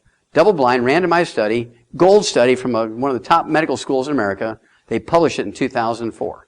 And I'll bet your doctor didn't email you the results. If he didn't, you need to fire him. I guarantee you most of you would be firing your doctors. The first study in 1992 was just vitamin E. I was so excited about that. I said, they need to give them all 90. But instead, they just added vitamin C to it. We don't want to get too aggressive here. So they just added vitamin C. Make a long story short, they said people taking the vitamin C and E over the 10 years were 78% less likely to have a diagnosis of Alzheimer's disease than them that didn't. 78% reduction in risk by just adding 2 vitamins to their diet. Now, I guarantee it's more complicated than that because right now as we speak, in fact, I'm going to be meeting with these guys here in a couple of weeks. They've been doing an analysis of the soil for me in that valley because those 2 vitamins are a cofactor for some mineral or minerals in there. Right now, I'm giving everybody everything. So I know they're getting it all because they're getting everything, right? But I guarantee there's some minerals in there that are very high. But at any rate, if you take everything, you're going to get everything, right? But just think about it. You can reduce your risk by 78% just with supplementation. Same people, they're homogenous, same cultural background, they're all from Scotland, they're all farmers, they all live in the same valley, they're all the same religion, they all eat the same things, all avoid the same things. I mean, it's like laboratory rats, they're about as homogenous as you can get. Why did medical school go there? Why did they go there? Because you can't, in Baltimore, Maryland, you can't find 2 people who are alike, let alone 5,000. That was pretty smart on their part, wasn't it? So anytime your doctor says it's genetic and there's no way to prevent or cure, you're saying, liar, liar, pants on fire. Okay. Well, 4 years ago, I believe it was, Ray McGregor's sister, he's from Greensboro and she was from Charlotte, and she's one of our associates, one of our distributors, and she called me 4 years ago and said, my brother Ray was diagnosed 8 years before she called me, and said, which is 12 years ago now, and said, he was diagnosed with Alzheimer's disease, and the doctor says genetic, and I might as well get my reservation in his nursing home right now, so I'll be sure to have a space when the time came, blah, blah, blah. And it's scaring me. And so I took him to neurological clinics. I even went to the medical school here in North Carolina and had the head of the Department of Neurology examine him, and he agreed with the primary care physician that it was Alzheimer's disease. And when she called me 4 years ago, he had lost his memory completely. He was unable to communicate with grunts or barks or blinks or raising a finger or anything. He could not communicate anyway. We couldn't tell if he was, I never saw him. This is over the phone. He would lay on the floor and curl up in a fetal position. So anyway, what I did for him was say, okay, look, I'm going to treat him for all 4 dementias because we're kind of late in the game here, right? I said, well, thank you for calling me in early on the case, right? He's in a hospice. He's being fed with a G-tube, so you got to get him off the Ensure because Ensure is made 60% by volume corn oil. Trans fatty acids, the worst possible thing for a normal brain, let alone anybody with any brain disease like Parkinson's disease, MS, Lou Gehrig's disease, or any dementias. No Ensure. So, okay, we need you to get your brother off of Ensure. We have that shake we told you about, the slender effects, but if we just make it with water, he's going to lose weight. And what I want you to do is make it with heavy whipping cream because I want to rebuild his brain. Make it with heavy whipping cream. I want you to put 4 eggs in it, and I want him to have 2 servings of that a day through his G-tube. You have to whip it up real fine, put it through the G-tube. And then I want him to have 4 more eggs. I'm going to have a total of 12 eggs a day because I'm calculating how much cholesterol I'm giving him. I rebuild the brain in case he does have Alzheimer's disease, right? Not cooked, but raw. Then I want him to have 2 healthy heart and brain packs per month, but I want him to have 4 half doses a day, split out during the day. Mix it with milk, get it through the G-tube. That's how you're going to get the other 4 eggs in there. Then, in case it's vascular dementia, I want him to take 3 of the Ultimate Daily tablets 3 times a day, grind them up, put them in with that milk and the other stuff, and put them through the G-tube, because it actually dilates arteries and improves blood flow. Then I want him to take 3 of our de-stress capsules 3 times a day. That's 3 bottles a month, because it has that one vitamin that's deficient when you have Korsakoff syndrome and Wernicke-Korsakoff syndrome. He got 28,000 times the minimum daily requirement of that one. Then I want him to have selenium. I want him to have 9 of our selenium a day, 3 at breakfast, 3 at lunch, 3 at dinner. That's 3 bottles a month in case he has Wernicke-Korsakoffs, because I got rid of the plaque in his brain from the MS.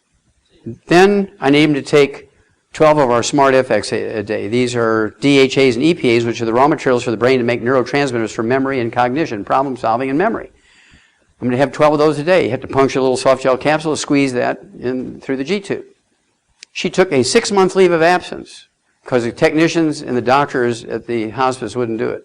She said, I'm going to give him the best shot I can. I'm going to take 6 months off of work and do it.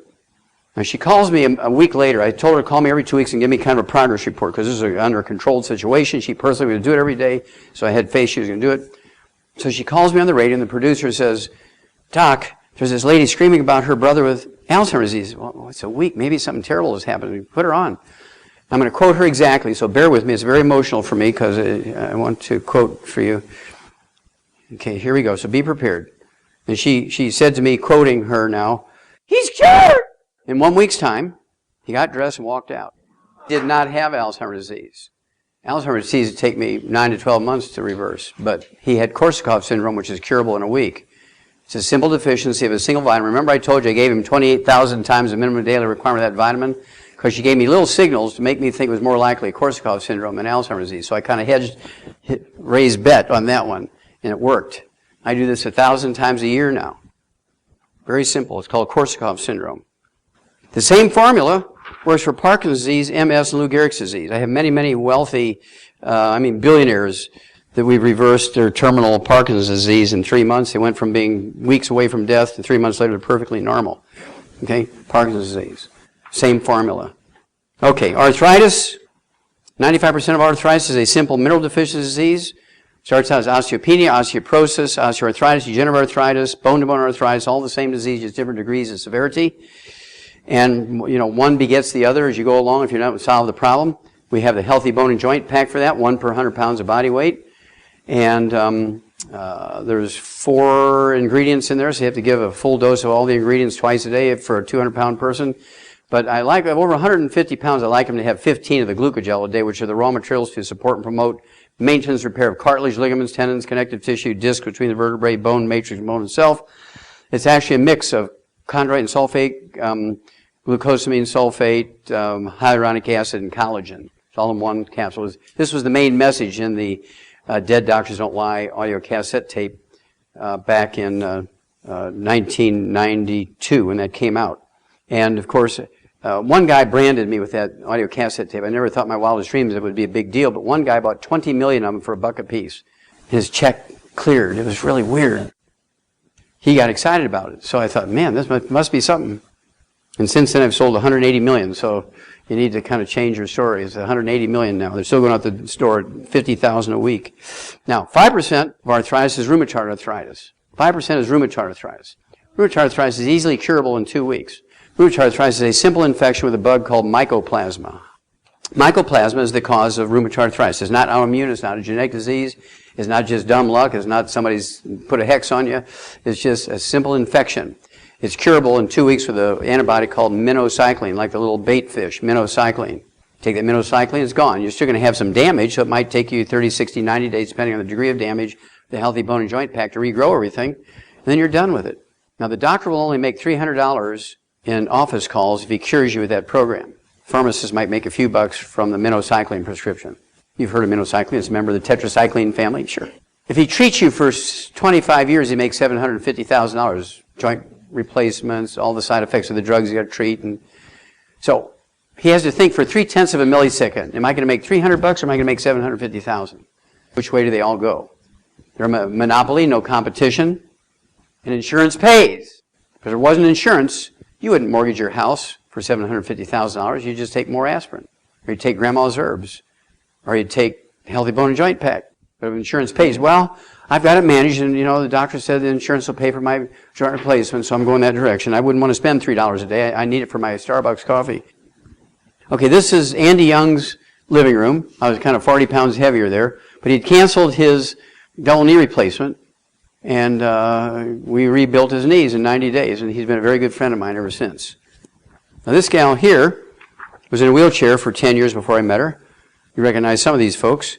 This gal here's name is Willie Barrow. Anybody recognize that name, Willie Barrow? Well, Willie Barrow was Dr. King's accountant. She made sure that not a single penny was stolen from the Civil Rights Movement. You never heard of anything going. There was no mischief with the money with the Civil Rights Movement, and she was the one that kept control of everything.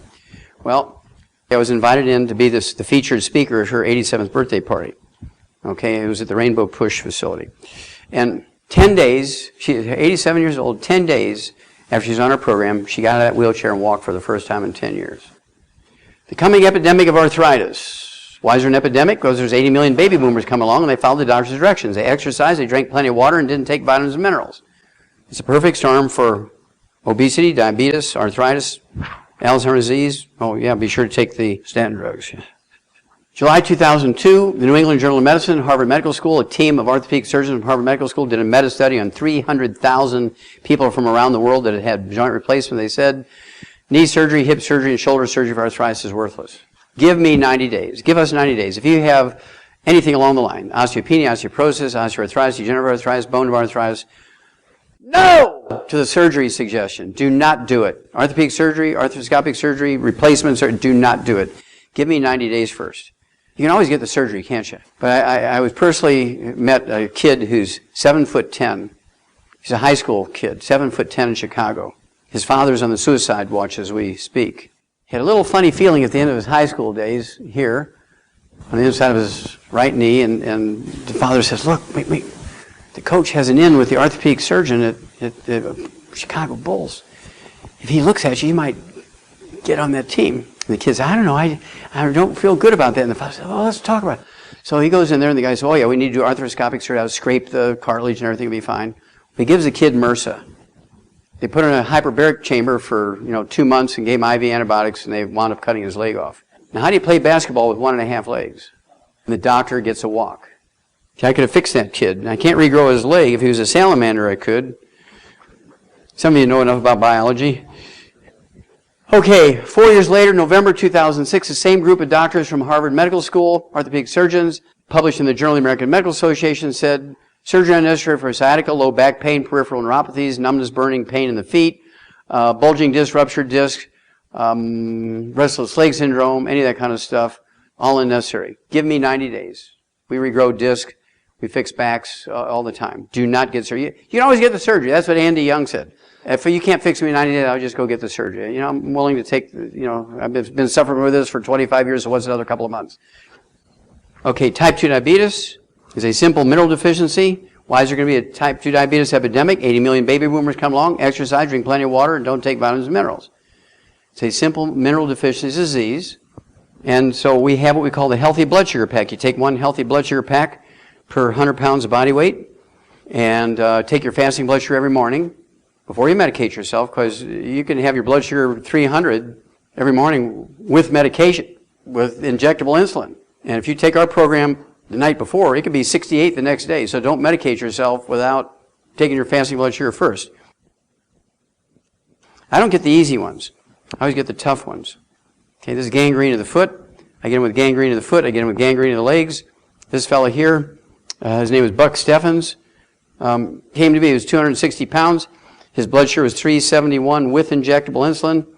Doctors told him he was going to die within 3 months. He was so bad with diabetes and all his side effects, complications, that whether they took his feet off or not, he was going to die in 3 months. If they did amputate his feet, he was going to die if they didn't amputate his feet. So he sold his house, moved up to Eugene, Oregon with his family, so he could spend his last weeks or months with his family.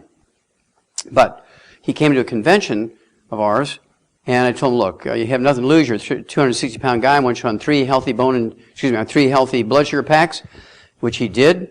And in 6 weeks' time, his blood sugar, instead of being 371 with injectable insulin, it was in fact then 68. He was an ex-diabetic. We gave him, in addition to that, we gave him 9 of our ultimate daily tablets to get circulation down through that foot. We put in our colloidal silver soaked on cotton balls in between his toes, put a clean cotton sock on there, changed that dressing 4 times a day, and in 2 months' time, that's the same foot. Saved both his feet. He's perfectly normal now, an ex-diabetic. We can make America diabetes-free in 60 to 90 days, plain and safe. Somebody has to have the will to do it. We have the ability to do it. Give me 90 days first. You just keep taking your antibiotics, keep that gangrene from getting worse, and give me some time, and the odds are we'll be able to fix this. Do not get amputations first without trying something else. If it's not cholesterol that clogs your arteries, what is it? It's the inflammation we already talked about, the inflammation from fried foods, processed meats with nitrates and nitrites, oils, and in many cases gluten, wheat, barley, rye, and oats. Okay, now this fellow here is a pastor, and you may know him. He's Tyrone Kreider from Southside Chicago. He's a black pastor. Kind of an interesting guy for a black pastor, isn't he? Brothers and sisters are black. His mom and dad is black. All his kids are black. But he has green eyes, and he's whiter than me. Why is that? Because on his mama's side and on his daddy's side, they had some white guy or gal several generations ago. And just by dumb luck, the recessive genes came together when his daddy fertilized his mama's egg, and that's how that happened. So he's an interesting guy, very interesting man. He's a pastor of a very big black church in South Side Chicago. Tyrone Kreider is his name. He's 300 pounds in this picture. When I met him at 1 o'clock in the morning in the lobby of a hotel, he brought a letter of introduction from Martin Luther King III, who was his roommate in Morehouse College when they were college kids. And Martin, I worked with Martin for a long time. And he was on the heart transplant list. He actually had a bracelet. He says, if this thing starts buzzing, the light's going off just like that thing they give you when you're at a restaurant waiting for a table. He says, if this thing goes off, starts buzzing, the lights start blinking, I'm out of here, don't think I'm rude. But I'm on the heart transplant list. I have congestive heart failure, which is he didn't say this, I'm telling you this. He had congestive heart failure, which is a deficiency of a single vitamin. It's curable in a couple of weeks. Congestive heart failure, the most common cause of heart death in America, is deficiency of a single vitamin. Is curable in a couple of weeks. Selenium is for the other disease he had. Selenium is a mineral, and he had it. It was a hypertrophic cardiomyopathy of heart disease, which is a deficiency of a single mineral, selenium. He also had coronary artery disease, which is caused by inflammation, eating that fried chicken after church every Sunday, right? He was a big man, so he ate a lot of it. And he brought a briefcase, kind of this size, and it had 27 prescription drugs in there that he was taking. 3 of those prescription drugs were diuretics, one of which was Lasix, and he couldn't walk from here to that wall without holding onto the chairs in that lobby. He wanted to get a cup of coffee, and he'd stop every 2 or 3 chairs. Had so much fluid in his chest and his belly that tells me immediately that those diuretics weren't working. That's because he wasn't absorbing them. He had a gluten intolerance. He wasn't absorbing the medicine. So you run into people who say, well, yeah, I can take 1,000 aspirins. It doesn't work. I got this terrible headache. It won't work. Well, they got a gluten intolerance. They just can't absorb them. You're not what you eat. You are what you absorb. It's kind of different than the old adage, you are what you eat. It's really, you are what you absorb. So if you can't absorb it, no matter what you're doing for good, it doesn't matter. You have to be able to absorb it. So, at any rate, he had 27 prescription drugs. I said, okay, look, I'm going to treat you for all 4 heart diseases. And I didn't have at that time, this was 6 years ago, I didn't have the ASAP at that time. So I said, look, what I want you to do is take 3 of the healthy heart and brain packs per month. Here we're taking 3 doses a day of 6 different vitamin mineral products, just from that. That's your basic stuff your body needs. I'm going to have you take 9 of my selenium a day, 3 at breakfast, lunch, and dinner. That's 3 bottles a month. I want you to take 12 of the ultimate daily tablets, 4, 4, and 4. That's 2 bottles a month because they're big bottles because we got to deal with the clogged arteries because you have coronary artery disease. Then I want you to take the selenium was for the cardiomyopathy heart disease. Then for the congestive heart failure, I want you to take what we call the de-stress capsules, which has that one vitamin that's missing when you have the congestive heart failure. I want you to take 12 of those a day because that's your primary disease. That'll be 3 bottles a month.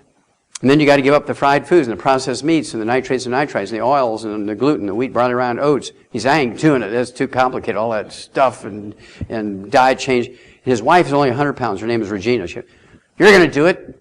She says, you're going to do it? If you're going to do it, not going to do it, I'm going to give it to you rectally. He says, okay, I'll do it. I've never seen anybody talk to a pastor like that, but she did it and got away with it. Okay. She was so angry with him that he said it was too complicated. So I told, call me every 2 weeks. That's my deal. Call me in 2 weeks. She calls me in a week. That Friday, this was Sunday morning at 1 o'clock. She called me. This is God's truth. This is a pastor. You could check with it. She calls me a week later. She says, okay, Tyrone went in this morning. He'd been taking a physical every Friday for 3 years because they told him he has so many complications. It had to be a train wreck in Chicago and 500 dead people for him to get a heart. He's so low on the list. And so he said, we got to do a physical on you every Friday so we have a running knowledge of how you are. So when the heart comes in, we don't want to die in the ice bucket. We're waiting for a lab test. We're just going to slam the heart in you if it comes. He paid him $5,000 cash every Friday for 3 years, $20,000 a month cash. Do you think they weren't using him for an ATM machine? They were giggling all the way to the country club every Friday. Okay? So at any rate, he goes in. They call his wife and say, look, your husband didn't turn on his cell phone. We want you to turn him around, send him back. Do not give him anything. Do not give him, when he comes home, do not give him anything. Turn around, send him back. Give him $5,000. We're going to redo everything. We think we've mixed all his data up with somebody else's. So you know what's happening already, right? So he goes in. He thought he won the lottery because not only was his cardiologist there, there's another cardiologist, and there's 3 heart transplant surgeons he had met before. He says, they got my heart. They got my heart. This is it. They did all the tests again. They took him off of all 27 prescription drugs. They took him off the heart transplant list and deemed him cured. And now he is preaching. Before he couldn't preach. He had to sit, on the stage, and then he had an assistant pastor preach for like 5 years because he couldn't preach. He couldn't breathe. He was so full of fluid. Do not let your pediatricians give your kids statin drugs. They're talking about starting at 8 years old. The American Academy of Pediatrics has now released new guidelines. They want the kids to have low-fat milk and start cholesterol testing, and they want them to take statin drugs. Do not let them do it because these kids will not live to be 20 if they start on statin drugs at 8. Now this is my favorite. This is the last one on cholesterol, and then I can talk about high blood pressure, which is very, very good, and then I'm done.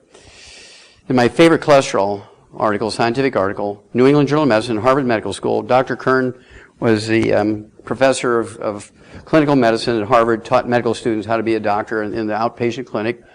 Normal cholesterol in an 88-year-old man, Frank, who eats 25 eggs a day. He comes in for his annual physical. There's like a dozen students around Dr. Kern, and he said, look, we are so proud of you. You're 88 years old. All your chemistries are normal. I mean, it's just really interesting. And so we want to reward you. We decided since we get lots of free samples and everything, we're going to give you a free supply, a 1-year free supply of Viagra. And he stands up. He puts his, picks his belt up, throws his shoulders back, and said, I don't need none of that Viagra stuff. I'm pretty good in that area. They're really, and all the students are giggling, and because I called Dr. Kern and asked him, he said, well, the students were really giggling over that one.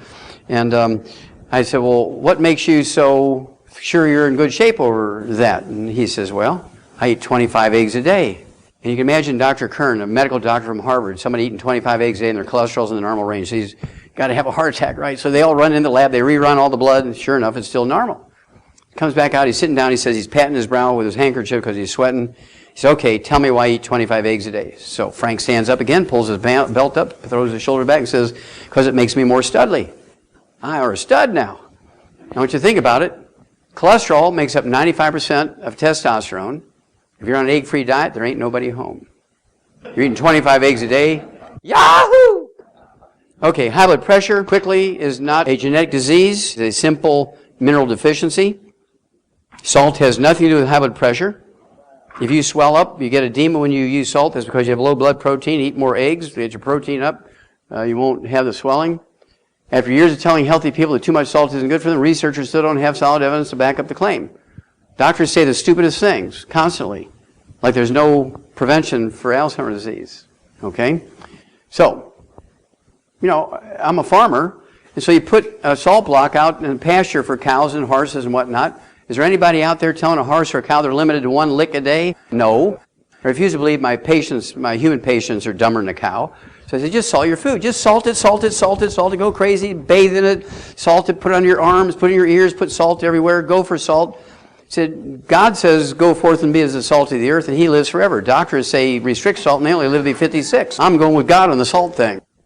So, there's 2 things you need to do, in addition to firing your doctor. It starts with this. Journal of the American Medical Association, August 2003. They talked about an herb called dark chocolate, not milk chocolate, dark chocolate, that has a substance called flavonols with lower blood pressure. Now, it doesn't give you the mineral that will permanently cure it, but it will lower it like a pharmaceutical will without the complications of pharmaceuticals. It has flavonols in the dark chocolate, okay? So, when that came out, 2003, we came out with a liquid dark chocolate called Cocogevity Plus. It has the flavonols in it, plus 3,000 of those ORIC points in it per ounce. So you take 2 ounces a day. We are a coffee company. We sell organic coffee. And so we want you to put an ounce of this twice a day in your cup of organic coffee. Make your own mocha cafe, right? Why give Howard all the money? Do it yourself. Plus you get the flavonols to lower your blood pressure without the complications of the pharmaceuticals. We also have pieces of chocolate, each the size of a pat of butter. They come in boxes of 100 or 20. It's a little cheaper in boxes of 100 because there's less packaging. Each piece the size of a pat of butter has the flavonols in it to lower your blood pressure. It's gluten-free, glycemic friendly, so even diabetics can take it. 2 of these will give you 33,000 of those ORIC points, so I take 6 of these a day. I never take less than 6 a day, so I get 100,000 ORIC points. Remember, these long-lived people taking 20,000 to 50,000, Americans taking 1,500. I take in 100,000. I'm going to end my presentation with a little summary here. It goes like this. If I were to live to be 112, nobody would pay attention to it. They say, well, Wallach can't claim that's his stuff because people live to be 112 all the time. So I have to live to be 200. I'm pointing to center field. I'm pointing to center field like Babe Ruth, right? I'm pointing to center field and I'm saying I'm going for 200. If I only make it to 179, that'll still be better than 112, right? But to get to 179, I got to shoot for 200. So I'm pointing to center field. Now remember, here's Babe Ruth, 2 outs, 2 strikes, and at the bottom of the 9th, and they're down by 3 runs. He steps out of the batter's box, knocks the mud off his cleats, and he points out to center field. Everybody, including the pitcher, knew what he was talking about. He's going for a grand slam so they'd win by 1 run. But they're down by 3 runs. That pitcher, he was smart. He'd have just thrown a ball into the dirt and walked him because he could probably handle the next batter. But instead, he's too arrogant, and he threw that pitch, and Babe Ruth hit that grand slam, and they won by 1 run. I'm pointing to center field, say I'm going for 200. Okay, now I'm doing everything right. And these people live with me. They eat with me.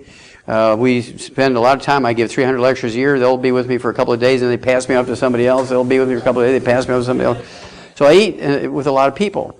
And they see me take my stuff every day. I do it twice a day. I've been taking the 90 essential nutrients twice a day since I was 9. That's why I haven't been to a doctor in 65 years. I don't have any health problems. I have no health problems. Okay? So the message here is I started doing it when I was 9. I mean, you can start now, right? I have 4 kids, 8 grandkids, and 4 great-grandkids, and they're all in the stuff before they're conceived, all through their pregnancy, and from the moment they're born. None of them have ever been sick. None of my kids, my grandkids, or my great-grands have ever been sick. So the point is, if we all do this basic thing, avoid the bad stuff, the fried foods, the processed meats with nitrates and nitrites, the oils, the salad dressings, the mayonnaise, the cooking oils. If you eat canned fish, it's fine, but eat them packed in water, mustard, tomato sauce, not oil. Use your brains, use your heart, save your families. You have to do these things. And if we can save America, but we're going to have to do it. We can't wait on the doctors to make up their minds. They're going to be 1,000 years behind. It took them 1,000 years to give up the idea that disease is caused by evil spirits. And so it's going to take them 1,000 years to give up the genetics thing, even though that the guy who got the Nobel Prize for it said it's not genetics, it's vitamins and minerals. Okay, you're going to have to take the ball and run with it. If you do that, we can save ourselves. If you don't do that, you will be burying your children. That's what it comes down to. All right? So, we're looking for lots of help. I'm not here just to sell another bottle of minerals. I don't make any money personally from selling minerals and things. I do these lectures for free. I make my living from selling books. And so I did that purposely so doctors couldn't take away from the message. Well, he's selling them vitamins, minerals. He'll tell you anything to sell them vitamins. Well, I don't make anything from it. I purposely don't, so they can't say that. And so we're looking for lots of help. We're in a major growth phase right now because the medical system's having troubles of its own. The government is in trouble financially, and the economy is in trouble financially. And so people are coming to us now who wouldn't have looked at us before. So we need lots of help, and we give car bonuses and stock options. We give tax benefits because you own your own business. You can't get these tax benefits when you're a good employee. You have no tax benefits when you're a good employee, but when you own your own business, even a little $10 business like Longevity, you actually can get you can get back most of your withholdings. So isn't that for a one-time fee of $10 every year, get back thousands of dollars? Whoa. You don't have to think about that for 3 seconds. Pretty simple stuff, okay? So, doesn't get any better than that. God bless you all. Thank you very much.